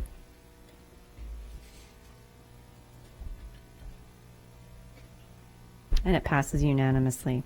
Thank you. I believe I'm back to you, Ms. Saunders. Thank you. Looking ahead, the initial COVID-19 cases were not announced in the state of Florida until March 2020. As a result, any impacts from the pandemic will not influence 2020 property values. The effects on the value due to the market conditions directly related to COVID-19 hardship will be reflected in the 2021 assessments. Any increase or decrease in real estate sale prices which occurred in 2020 will impact property values as of July 1st, 2021 valuation. The tax roll for the state of Florida increased by $7.1 billion from the original estimate provided to us in the first calculation. The increase in the tax roll caused the statewide average millage rate to decrease from 3.733 to 3.720. Looking at this year's funding, the statewide base student allocation increased by $40. Our base funding increased as a district by $28.7 million. Now remember, board members, this is based on our projected numbers from last December that we had to turn into Tallahassee. The 0.748 millage rate compression increased by $1.6 million. Why? We generate only we generate $393.52 or $187 less than the state average of $580.78. So when we levy this 0.748 millage rate, we are receiving additional monies as we are a student-rich district and a property-poor. And examples of a property-rich district, on that same calculation, Monroe County generates $2,727, whereas, again, Hillsborough County only generates $393. Walton County generates $1,603. Pinellas County generates $726, and Sarasota generates $1,127. The safe school increased the categorical of $13,211. The ESC guarantee allocation, or the exceptional student education for those students who are serviced between levels 1 and 3, went up $961,000. SAI, which we're all familiar with as a supplemental academic instruction categorical, provides funding for schools earning a D or F grade to provide intervention and support services for school improvement increased. The reading allocation provided for K-12 comprehensive district-wide system of research-based reading instruction and to assist low-performing schools increased, and the Department of Juvenile Justice program allocation to assist our district with the 352 students in the Department of Juvenile Justice program in the state decreased. Our instruction materials increased by $365,000 due to our projected student growth. Now that will be adjusted if we don't meet our projections come the third calculation. The transportation saw an increase of $385,000, and we collect for traditional students riding the school buses $442, and for our students, our ESE students or are deemed on their IEP for specialized transportation services, $877. To support school districts to integrate technology in classroom teaching and learning to ensure students have high access to high-quality electronic and digital instruction materials and resources, we saw a decrease of $241,000, which is, we're very blessed. We were able to receive some of the ESSER's money to help cover our technology funding. The federally connected student supplement increased, and that's for school districts to support the education of students with federally connected owned military installations in Indian lands. To be eligible for this supplement, the district must be eligible for federal impact aid funds. 14 school districts in the state receive these dollars. The mental health assistant allocation to expand the school-based mental health program increased $1.9 million. The funding compression allocation, which provides additional funding to those districts that generate less than the statewide average, for us decreased. The allocation was reduced between the end of the legislative session and the FEFP second calculation. The turnaround supplemental services allocation, which is monies available to eligible districts who have schools earning 2 consecutive grades or D or a grade of F, decreased. The best and brightest allocation was replaced with the beginning teacher salary increase. And you can see those last 2 lines on the bottom, 17 and 18. The McKay and Family Empowerment Scholarships remain the same. They won't be able to true that up until the calculations come in the third calculation. The lottery and school recognition monies were vetoed, as we said, so that was a decrease for our district. The class size reduction allocation increased $4,000 due to our projected student increase, but that will be recalculated during the year. The increase in funds for Hillsborough County Public Schools just for the FEFP was $50.6 million. But as you can see in lines 24, 25, and 26, our expenditures for safe school, categorical, and transportation and versus the funding, those 2 amounts plus the state mandated FRS increase take up already over the $50.6 million we received in revenue just between those. That's why it's very important for us to keep an eye on the budget. Thank you very much, Ms. Saunders. At this time, I'm going to adjourn the final public hearing on the budget and reconvene the regular school board meeting. And I believe we left off at comments and questions board members had from the superintendent's presentation of information. Now, if you ask me who chimed in and what order they were in, I hope Pablo has that information and he's going to punch it in accordingly. So we will continue where we left off with superintendent comments, and I was already finished. And so then we had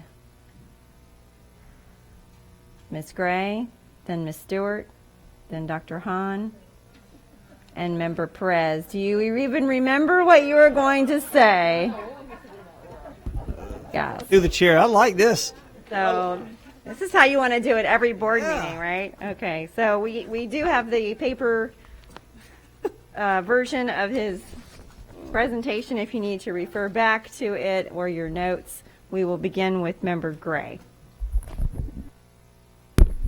Okay, yeah, I had to write on bright stickums to make sure I remembered. So one of the remarks I had on the Hillsborough County Public Schools expedited COVID-19 testing, and it had to do with our dashboard. And 2 suggestions I thought would be useful, and you might have already heard them, is to add a column to show the number of those who are quarantined, and also to are we keeping a list for the charter schools of those who are afflicted with the COVID? So through the chair, we are. We definitely have a list, and in addition to that, we do keep information related to the number of individuals quarantined at each individual school. That's one of the matrices we decide whether or not they hit 15 to 20%, and whether or not we have potentially to go in and revisit the school, shut down the school, look deeper into their processes and their systems related to sanitation and what other controls they may have. So we do have that information. We just keep that. And I think the biggest thing is making certain that we identify the positive cases within our schools. And I want to be positive too, because I think you did an excellent job with the dashboard. I just had some suggestions on adding to it, revolving around the quarantine. The other one on the page of school reopening brick and mortar week, my question was, and a concern that the teachers are teaching in the same room, in the same period, if we're in high school, middle school, both e-learning and brick and mortar style. So the teacher is doing maybe a little bit of schizophrenic behavior. However, Ms. Bays comforted me and said, you know, this too shall pass because you're all doing a unit analysis. But I thought you might want to remark on that.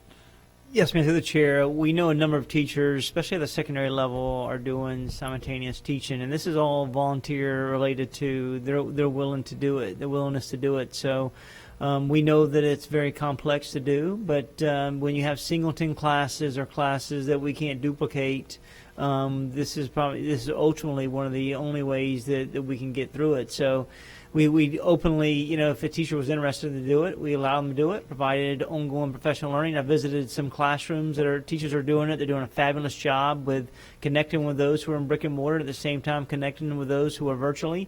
We know that it's taxing on every one of our educators. We appreciate it. We hope to continue to see a downward slide of positive cases within our community so we can openly get back to normalcy. But we're thankful. We're getting to a part where we're able to start to look at allocations that determine the overall need. The issue is if we, you know, being able to identify those individuals who are transitioned to brick and mortar versus those who are transitioned to e-learning, we would have had to add a significant amount of allocations to be able to do it. And, you know, once again, my hats goes off to all of our teachers. We're trying to get to a better spot where they feel more comfortable and they can get to a point where they're extending high quality lessons in the way that they signed up to do related to brick and mortar, where with 90% of our teachers electing to do that, and then 10% related to virtual. That's in the perfect world, but we know we're not into that perfect world, and we've had to be very creative about how we extend lessons every day. So more to come about how we can get through this, but I'm just very thankful for our teachers that are taking this charge and doing a great work with it. And thank you, Superintendent Davis, and I do thank the teachers as well. Thank you. Thank you, Member Gray. Member Stewart? Thank you, Madam Chair. I did remember my question. So it's not listed in your superintendent's comments, but I've had some questions around the return to athletics plan. And one of them is the interpretation of, I think it's on page 8, it's on page 9, and it talks about the spectator procedures for fall. The last item, booster club cards and administrative passes will be accepted. Can you please detail for the public, and can we put this out somewhere, how exactly that's going to work? Does that include that people who have those passes still have to have that reservation that has to be made through the athlete, and the athlete has to actually request the 4-person, because this has been explained to me by 2 different groups from 2 different high schools, and it's been explained completely different. So I'm just concerned about how this Friday is going to go with that object. Thanks. Yes, ma'am. I'm going to revert to Mr. Robinson, who's done a really nice job with Mr. Ayers of working with us and in order to create this plan. Mr. Robinson, go ahead, sir. Good evening, everyone. This process is one that we're trying to do our best to comply with COVID-19 guidelines and provide for social distancing, but also give the experience to the spectators and the supporters of the participants. To answer your direct question, every participant has the ability to submit 4 names that will be on the guest list. Then those individuals on the guest list must have a ticket still to come in. Now, there are a couple different ways to have a ticket. There's a regular ticket that they will be purchasing online. Also, the booster passes are a ticket. A booster pass is a season ticket for all regular season contests. So instead of having to buy an individual game ticket, they are essentially buying a ticket for every potential game that is regular season. Additionally, there are student passes that are season passes as well, and then there's an option for a 10-game pass for students as well. But again, those are tickets. They're tickets, so I just want to make clear to schools out there, you still have to have an athlete request a seat for you through the process in order to get, you cannot just show up with a booster club card or an admin pass and ask for a seat. You have to make that request through a student athlete. I just wanted that was explained to me 2 very different ways by 2 different high schools, and I just want to make sure that it is clear that the athlete still has to make the request, even if you buy the booster club card. So admin passes are not. That is a little different. We're talking regular ticket, booster passes, and season tickets for the students. Those are tickets. Admin passes are just that. Right. Those are staff members that are there for supervision purposes. That's my ticket. So that's not. So they're not. My admin pass. Fire is my admin pass, by the way. They're not included in that requirement. So I want to make sure we clarify that. In order to gain admittance into the contest, they must be on the list, like you mentioned, and they must have a valid ticket. The valid tickets are a regular ticket, individual game ticket, a booster pass, a student season pass, or a student 10-game pass. I'm sorry.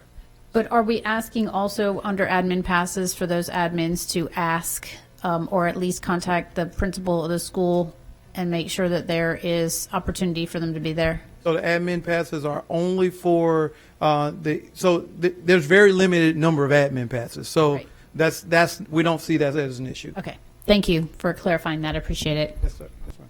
Thank you. Any other comments or questions for Mr. Robinson? Thank you. All right. Thank you, Member Stewart. Member Perez. Thank you, Madam Chair. I almost did forget what I was going to speak about. But now, with the COVID dashboard, when it comes to the effectiveness of reducing COVID here in the district, I know that you're just reporting those who are positive, but when it comes to those who are quarantined, now remember, Superintendent, it's extremely important to when we're looking at exposure for the reporting of those who are exposed, it's really important for even like Member Gray requested that the possibility for that dashboard to show the the number of those who've been exposed for this reason, because there's a difference in the length of days that some folks who are exposed are asked to quarantine, right? So some are quarantined for 10 days, some are 14 days, and some are for 21 days in order to reduce the spread of the disease. So when a lot of people see the dashboard, it's providing like a false expectation of what is really going on in the district, right? So if one student is exposed, but is tested positive and exposes 20 students, and those 20 students quarantine home. And those 20 students now, say for instance, what's the length of days? Are we also on that dashboard speaking to the length of days it took to before we requested anyone to quarantine? So through the chair, anybody that has to self-isolate is 10 days. That means that you're a positive case. Anybody that has to quarantine because of exposure, direct exposure or indirect, is 14 days. Okay. And, from our side of it, the quarantine is so fluid with individuals coming and going related to that. Honestly, we would be chasing that number to keep it live on the dashboard. We have that information readily available to us, and we're coaching and we're working through that data to look at overall identification of whether or not we have to look at systems and processes or close it down. But we're being from our perspective, to be able to show the positive cases, that's us being very transparent with the community. The quarantined individuals are known by family. They're individual families and employees. They know who is being quarantined because they know who they have to have direct service or indirect service as well. But what I'm saying to you and what I'm saying to this district as well is when it comes to the health and wellness of our students and teachers, all information and precautions should be placed, especially when we know that we have populations that are higher risk of contracting COVID-19. So the rates of quarantining, the number of students and staff being quarantined, and the length of time that they remain quarantined should be part of the numbers provided to this board in this district. Because of the fact that we have, and it's known that the Black and Hispanic communities are more prevalent to exposure to COVID-19, and the rates of death are higher in those communities. So when we're just saying, oh, well, we're just the exposure or the quarantining, it's minimizing the fact that we have communities in Hillsborough County and students that are affected very highly by COVID-19. And transparency would call for the providing those numbers of students being quarantined, especially in certain areas of Hillsborough County. Because these students are going into neighborhoods that possibly can be affected by COVID-19 at a higher rate than in other areas. Is what I'm simply saying, Superintendent. And if we're talking transparency, especially if we're also speaking to the possibility that we can help when it comes to research for COVID-19 later on, when we're looking at, like I mentioned, populations later on, as far as how COVID-19 really affected us here in Hillsborough County, and how our students took this COVID-19 back into the community, what it did to our community and our communities of color and our Hispanic communities. Thank you, Member Perez. It sounds like a couple of board members want some additional information on the dashboard, so I would like you to also consider that if you choose to put that information out there as well, as far as the rates of quarantine per individuals who have been quarantined, I would also ask you to put it into context by using a percentage as well. So if you're going to put an actual number out there of individuals who have been identified or tested positive or quarantined, that you also put it as a percentage of those individuals, so that it's relative to the entire school district, just for context. Yes, that would be my request too. Through the chair, yes, ma'am. We'll definitely look at it. When we talk about transparency, Ms. Perez, we're the first district to launch a dashboard. Many people didn't want to do it. Under this leadership, and a lot of people internally didn't want to do it. I was very clear about us as an organization stepping out in front and making sure that everyone in this community understands where we are. So, we've been very forthgoing related to this work, and everything that we do, we're going to continue to be transparent because we understand there's different zip codes that are going to have greater impact. And as it talks about research to be able to help and assist, the Department of Health is a beautiful partner and has all of this information related to positive cases, related to quarantine. They're at the forefront of leading the work related to contact tracing. So we're going to only evolve related to our dashboard. We'll continue to look at it, and any adjustments we make the way, I promise to make sure every board member is apprised. I understand that, but there's some communities that will read that dashboard and say, oh, there was only one person or one student or one faculty that tested positive, one. But they don't see that 20 people, 40 people, 15 people, 10 people were sent home to quarantine because of that one.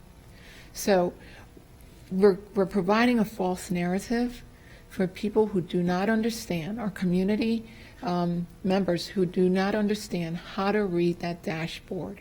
And there's many times that you could put as many directions on how to read something, but it will fall through the cracks for our communities that do not understand fully how to read certain dashboards, certain spreadsheets. Yes, ma'am. Thank you. And now one more comment, because you keep making me think of things, Ms. Perez, so thank you. But I was approached by an administrator at a school the other day about their students and how there is a lack of education, unfortunately, in the community about how to respond to whether it is a child who has symptoms of COVID or has been tested or is awaiting a test. And parents are not certain how to necessarily manage that.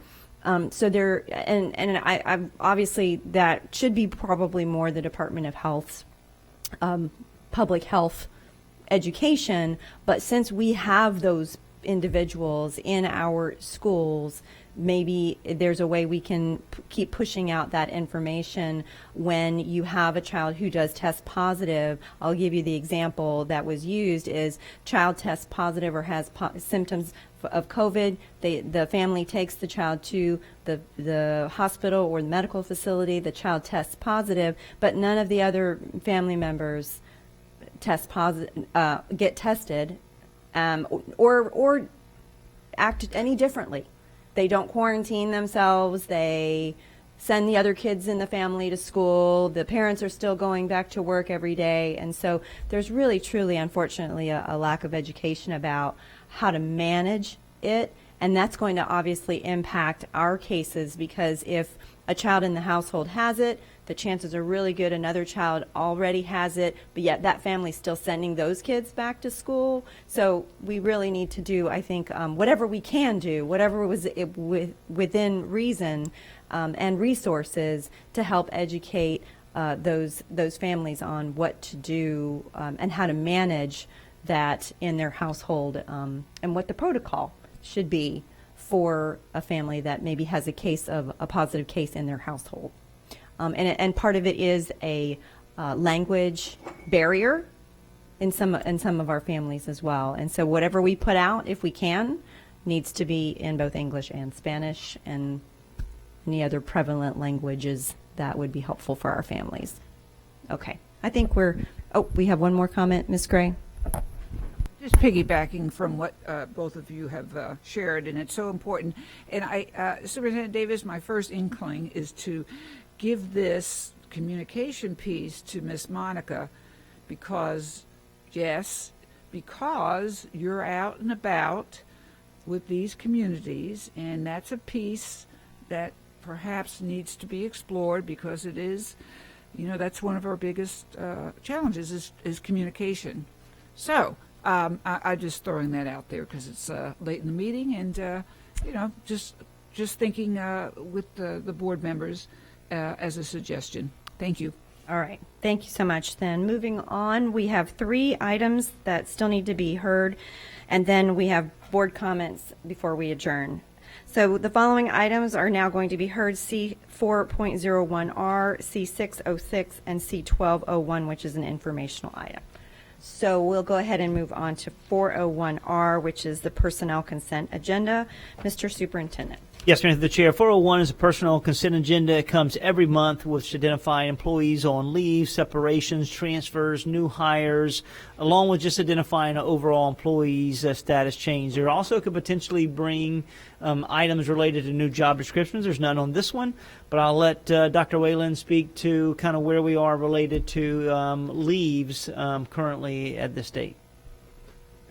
So the question from the workshop, when we had done the workshop, was as of September the 2nd, that on that particular day, we had 9 employees that were designated on a COVID-related leave.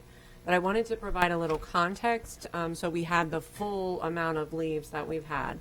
So for from July 1st of 19 to September 2nd of 19, of all employee groups, there were 358 employees in a leave status. And our number of health leaves at that particular time combined were 94 total. For the July 1st of 20 to September 2nd of 20, so that same time period, there are 892 employees that were in a leave status. During that time period, we had 226 total employees that were on COVID-related leaves. Again, that's all employee groups. And the majority of those occurred during the summer months because, as I reported to you on the 2nd, and we shared, there were only 9 COVID-related leaves at that particular time. The other leaves where we have seen an increase have been in family care leave. We've increased that in by 25. Additional health leaves were an additional 700.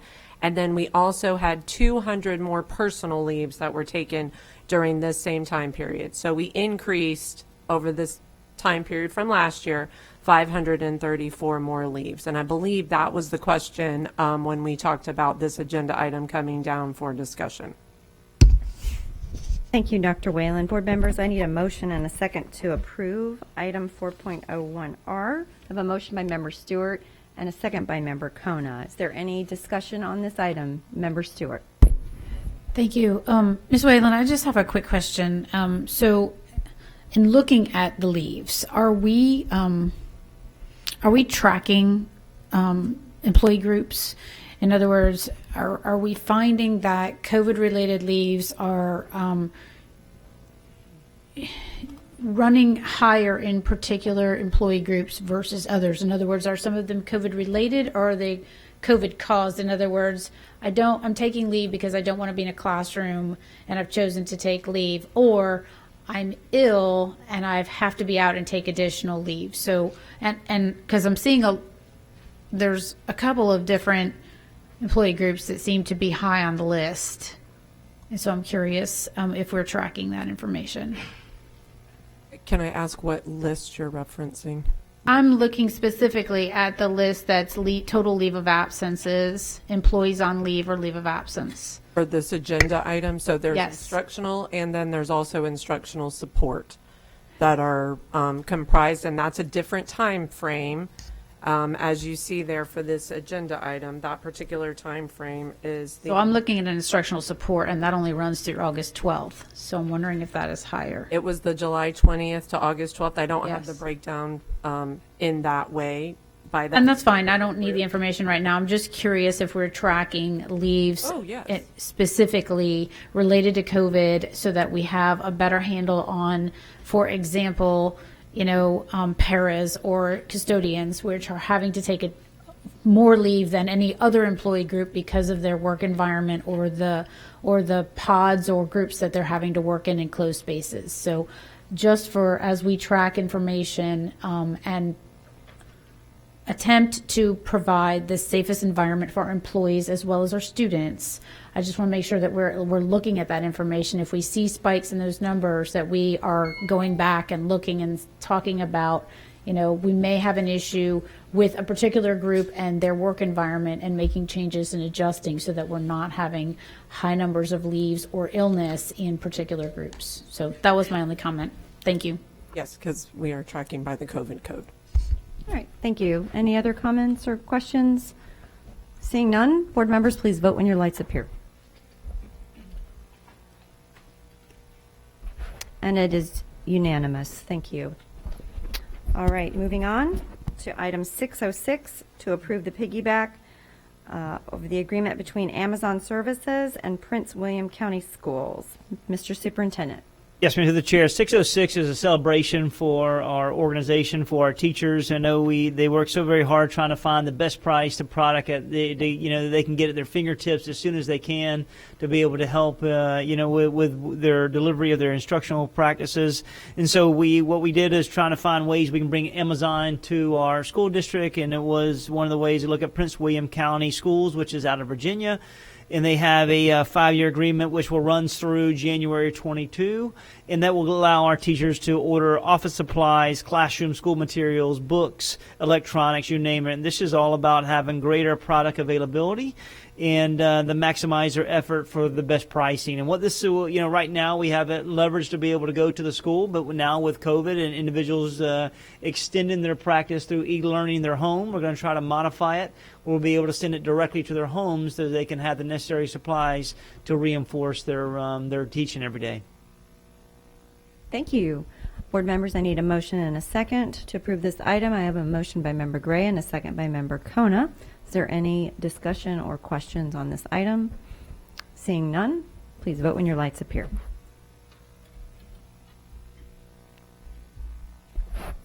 And it passes unanimously.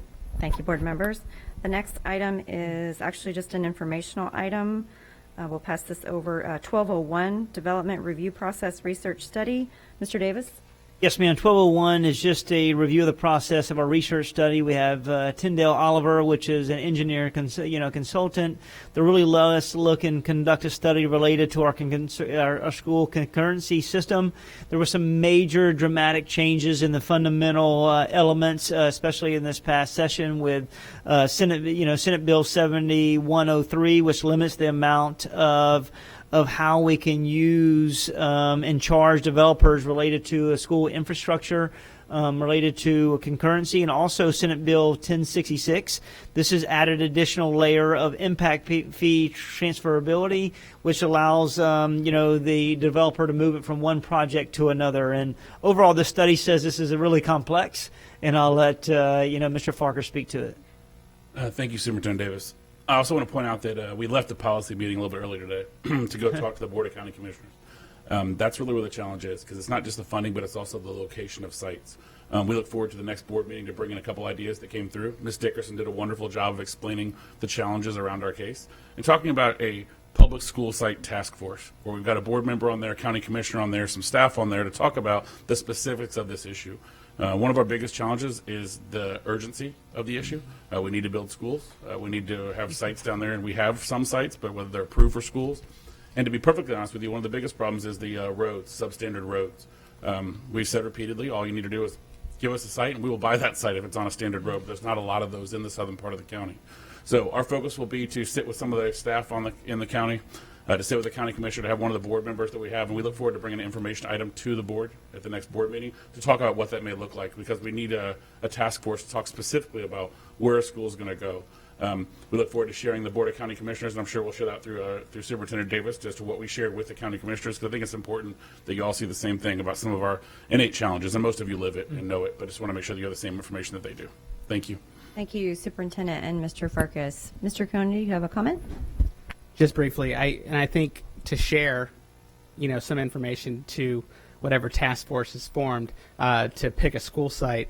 Our friends in the charter world don't have to deal with so much hassle in order to get a school site approved. So I think we should let our commissioners understand the importance of we have to meet the needs of our community and to continue to go through a process that we have.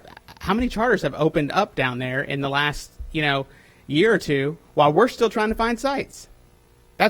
It's not acceptable in my opinion, and we need to do better. So the quicker we can get this task force going to make some decisions. I mean, we've already purchased property in as many spots as we possibly can. There's no reason why we shouldn't be starting building schools now. It's mind-blowing to me.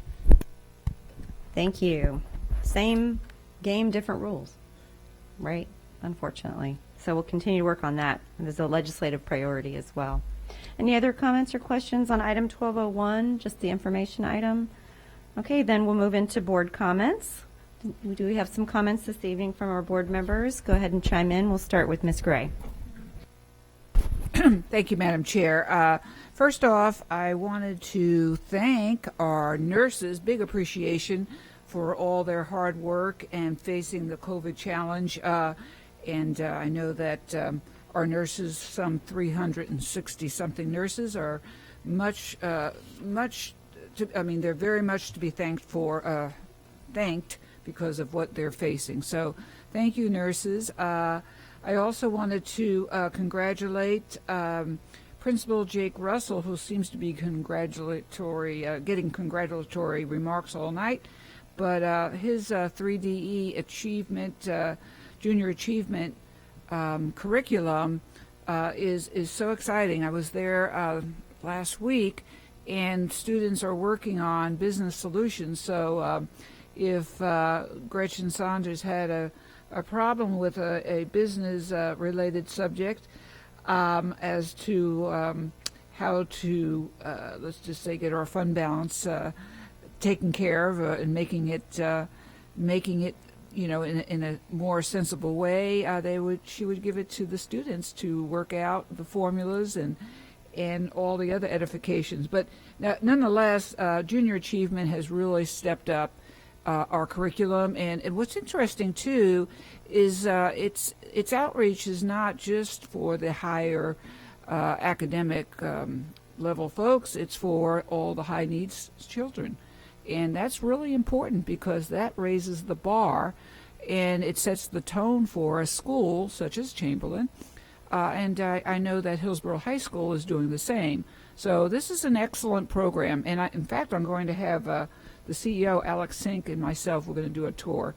So more on that later.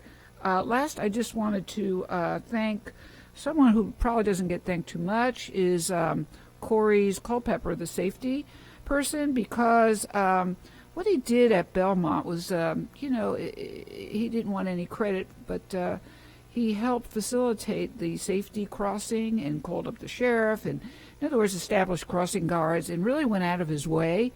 And, of course, our first angle was to say thank you, and superintendent knows, and but he did not want to take any of the credit, and I just wanted to make sure I said something because he goes a step beyond. And Mr. Farkas, I know that you know that, but I did want to share that. So that is all my remarks for this evening. Thank you. Thank you, Member Gray. Member Kona. Thank you, Madam Chair. And I'd like to start by just congratulating Superintendent and the team on a great, successful reopening last week. I know we've had, a lot of challenges, but, I've been to several schools in my district, and to see the work that our teachers and our principals are doing, it's been astounding, and they're doing amazing work, and the kids are responding to it, and the kids are, they are managing. It's a little bit different, but they are really enjoying being back at school, which is great. I wanted to save some of my budget comments to the board comments because I think, if you read the paper, you'll hear, district is, has budget woes and, we're being dogged by financial problems. But I would like to put, a positive spin on what we've been able to accomplish in a very short period of time. So to put a cherry on top of the 2019-2020 budget, this board inherited $90+ million worth of debt. And when you look at that debt, we've been able to pay down that debt over $100 million. And our budget is 5% of our budget is dealing with debt service. That's $172 million. Okay? But that's a lot. It's a lot. But in the midst of a pandemic, we've been able to upgrade our online technology, keep people employed, provide raises to all employees, upgrade our facilities, build new schools without incurring any debt. That's something to be commended. That's something we all should be proud of during this time. And look, the discomfort that's coming now is coming from the lack of, we've lost all the wiggle room, right? We no longer have wiggle room. You know, we went from, thank God we had 5%, or else right now we'd have 0. You know, according to, you know, all of the pandemic spending and things that we had to do just to get through 19 and 20. But the discomfort comes from the lack of wiggle room. And I applaud Dr. Kemp and his team for what they are going through and looking at the actual allocations for our schools, and what Member Snively said earlier, how we can get back to the true form of the formula. And I think once we do that, we're going to create the wiggle room that we need. We're also going to be continuing to pay down our debt. And by doing that, I think we're going to be in a much better place to be able to provide more services and not less. So, you know, I know people get scared when they say, oh, cuts and, you know, cuts are coming. You know, this is pretty much a reallocation of what we currently have. And I think, you know, there might be some noise, right? And there might be some difficult choices that we have to make as a district, but there is no better time right now to get ourselves in a better financial place where we have actually more wiggle room to provide more services and protect the classroom and provide those services to enhance the education of our children. So I don't think that, you know, we are in desperate times. I'm one of the believers, since I've been on this board, that I think we have enough money. And like Ms. Amato said earlier, we have to be better stewards of how we spend that money and how we allocate those resources. And I think that's important. And so as we move forward, you know, this board is going to be taking a look at everything. And we're going to look at, you know, how much our schools are spending per site, because that's how we can actually tell where we're spending our money, because the majority of the money is in salaries. We know that. So we have to make those adjustments and move the resources necessary. So kudos to you, Dr. Kemp. Kudos to the superintendent, and kudos to this board for being able to jump in and really get this financial situation right-sized so that we can progress moving forward. So thank you. Those are my comments. Thank you, Member Kona. Member Schamberger. Thank you, Madam Chair. Mr. Superintendent, just a couple of updates, please. It's been a while. This was before your arrival, though, but it's been a while since I've had an update on that Ridgewood Cemetery at King High School. Do you personally know any updates? Through the chair, the last time we were trying to transition to update was during COVID, and they were not retrieving back to the current status. Mr. Farkas, you want to provide an update? Yes, sir. You're exactly right, and it's the same thing. They are still, they're not essential employees. So they have, clarify who they. Sorry, the State Archaeological Board is not set in Hillsborough County. It is in Tallahassee. Until we get that answer back, technically it's not our land. As soon as they give it back to us, we'll get that committee back together and talk about those next steps. But yeah, it's been frustrating, and I've had a lot of questions. It's been like myself. a year. Yeah, almost approaching a year. Yes, ma'am. Yeah. It's going to be by the time we get an answer, I think. But yes, ma'am. As soon as we get that answer, we'll bring it to the board and get the committee back together to talk about what our next steps are. Yeah, if just add to it, it's in the hands of the state, really. Well, right. That's what he's saying. Yeah, the state archaeologist. Any idea when they're going to reopen? Do we know that at all? No idea. I do not. They have not given any timeline for that, unfortunately. I'm sorry. Okay. Mr. Superintendent, if you could at least provide that update and a periodic update to the community committee. So they're all kept abreast, and also maybe copy the board as well, so we can move that process forward. Also, I wanted to ask, same person, I guess, Mr. Farkas or Mr. Superintendent, we haven't gotten any updates recently on the Tampa Heights rebuild. I do pass by there periodically. You know, I can see that things are progressing, but do we have any idea when that is slated to be finished? Yes, ma'am. Through the chair, right now we are projected to open up in January 2021. And that's to move individuals from the portables currently at Lockhart's campus to be able to transition to the new elementary. We'll make sure when we have a drop dead date that we're going to make that transition. I will include all of the boards, so you'll have that information. And then revert back to your first question, is that entire division for the cemetery, that whole division of the state is shut down. So hopefully they can get back up and running and be identified as essential, so we can start moving the ball. Okay. Mr. Farkas, anything? Yeah, I just want to add one part about the Tampa Heights. Okay. Tampa Heights, our substantial completion for the construction is November 30th, and then we'll spend those first couple weeks in December actually getting new furniture moved into the building. Then we'll make the transition over the winter break, so when students return in January, then they'll actually be attending classes at Tampa Heights is the plan right now, and they're on schedule for that. Perfect. Okay, great. Also, regarding Tampa Heights, an interesting thing I noticed today, I went on our website just to look and see if there's any information on their website about the rebuild or whatever. And I noticed that on our website, not the school's website, it still refers to that school as Lee Elementary. So let me just tell you about that. So that's a sore spot with me personally. The community, we worked hard to get that name changed, and it still refers to on our website as Lee Elementary.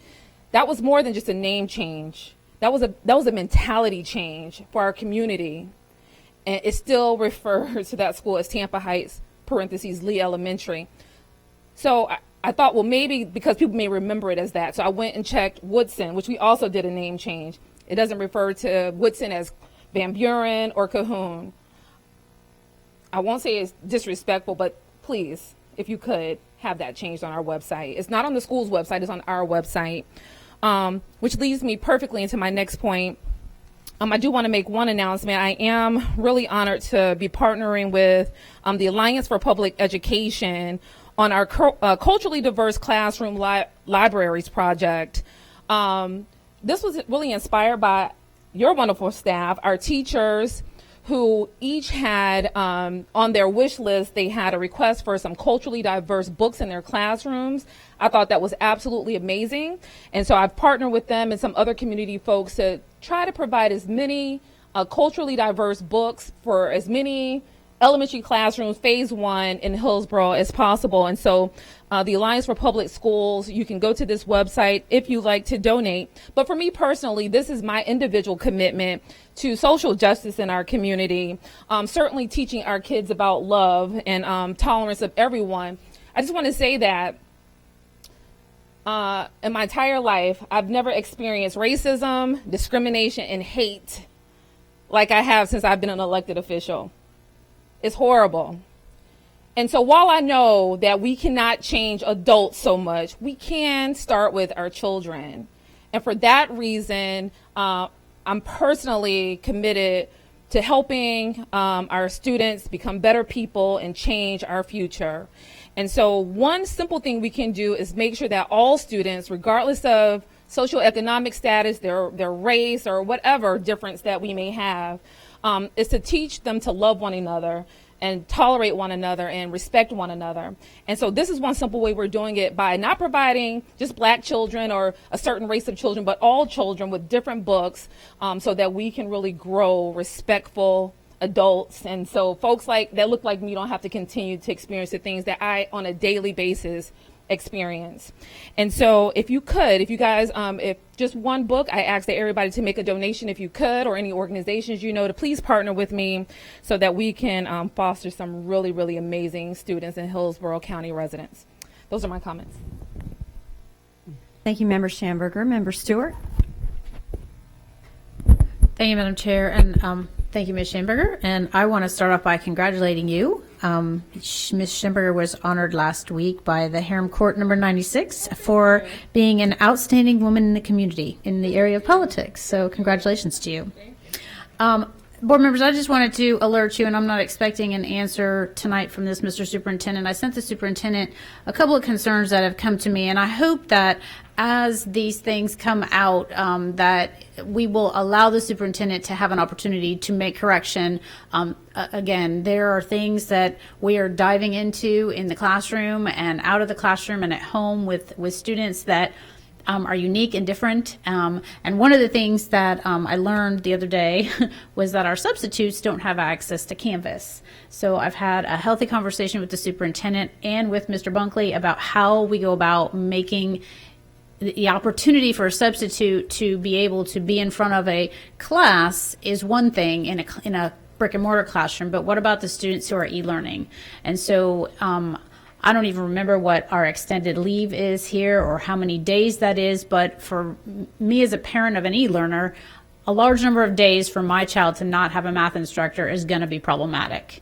And the fact that we're struggling with how we get our substitutes to access Canvas and how we allow that access. I look forward to a solution coming out of our IT department and through the superintendent. And then another thing that I shared today with superintendent staff is there's a lot of conversation around assessments and testing as we started to get into that period of time in the district. And it's been shared to me that I just want people to know that Dr. McCauley has shared the DOE has not made a decision on this, and how the concern is that e-learners will have to come into school sites to actually do testing. And please feel free to expound on that, but that has not been decided upon according to him yet. And so I'm concerned that that rumor is out there and parents are having angst about having to bring their child to a site to be tested. Those are just, I'm not expecting any answers on that today. It's just something that I know that people are, like I said, starting to anticipate. And as we get into these different scenarios with different things happening and e-learning and brick and mortar happening simultaneously, how are we managing all students? So those are my comments. Thank you. Thank you, Member Stewart. Member Perez? I just want to co-sign on what Member Kona said about the first day of school. I went to a couple of schools and to greet the students coming in on that first day to brick and mortar, and they really had smiles on their face, their book bags, and just ready to go. And the staff, taking the temperatures of the teachers coming in, and so they were really, really excited to be there. So I just wanted to co-sign on what Member Kona was saying, and really greet the teachers on their first week back to school.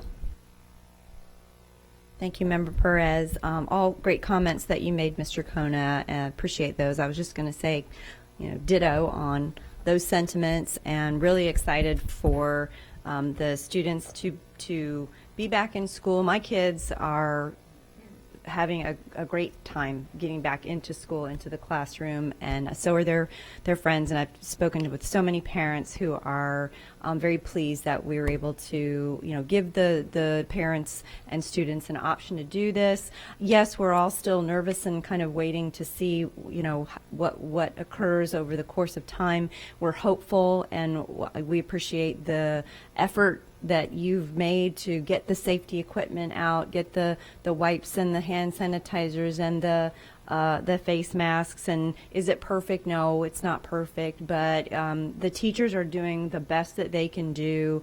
Especially I must especially commend the elementary school teachers and administrators, because the middle school, I visited a few middle schools and high schools and elementary schools last week, and the middle schools and the high schools, it is almost like back to normal. Like you walk through the hallways, it feels so back to normal, and all the kids seem to be adjusting well to wearing facial coverings. Elementary school students obviously a little more challenged to do that. They're a little more fidgety and a little more wiggly and wanting to tug at their facial coverings. And so I want to commend the teachers for having the patience to be aware of their students' behavior and know that what is the average time it takes to create a new habit. 21 days is the average time it takes to create a new habit, and we're expecting all of our students who have returned to brick and mortar to create new habits. Many of them may not have had to wear masks over the summertime because they were at home most of the time. So this is a new habit that they are forming for themselves, and so I'm glad that we're all being patient and kind and graceful about adjusting to this, and I really have high hopes that we'll have continued success with e-learning and brick and mortar and our virtual school program. So with that, thank you so much, board members. We have an agenda review workshop coming up, I believe, on Thursday at 9 o'clock here. Again, because of protocol, we'll have it here in the auditorium, and it will be, I believe, audio recorded.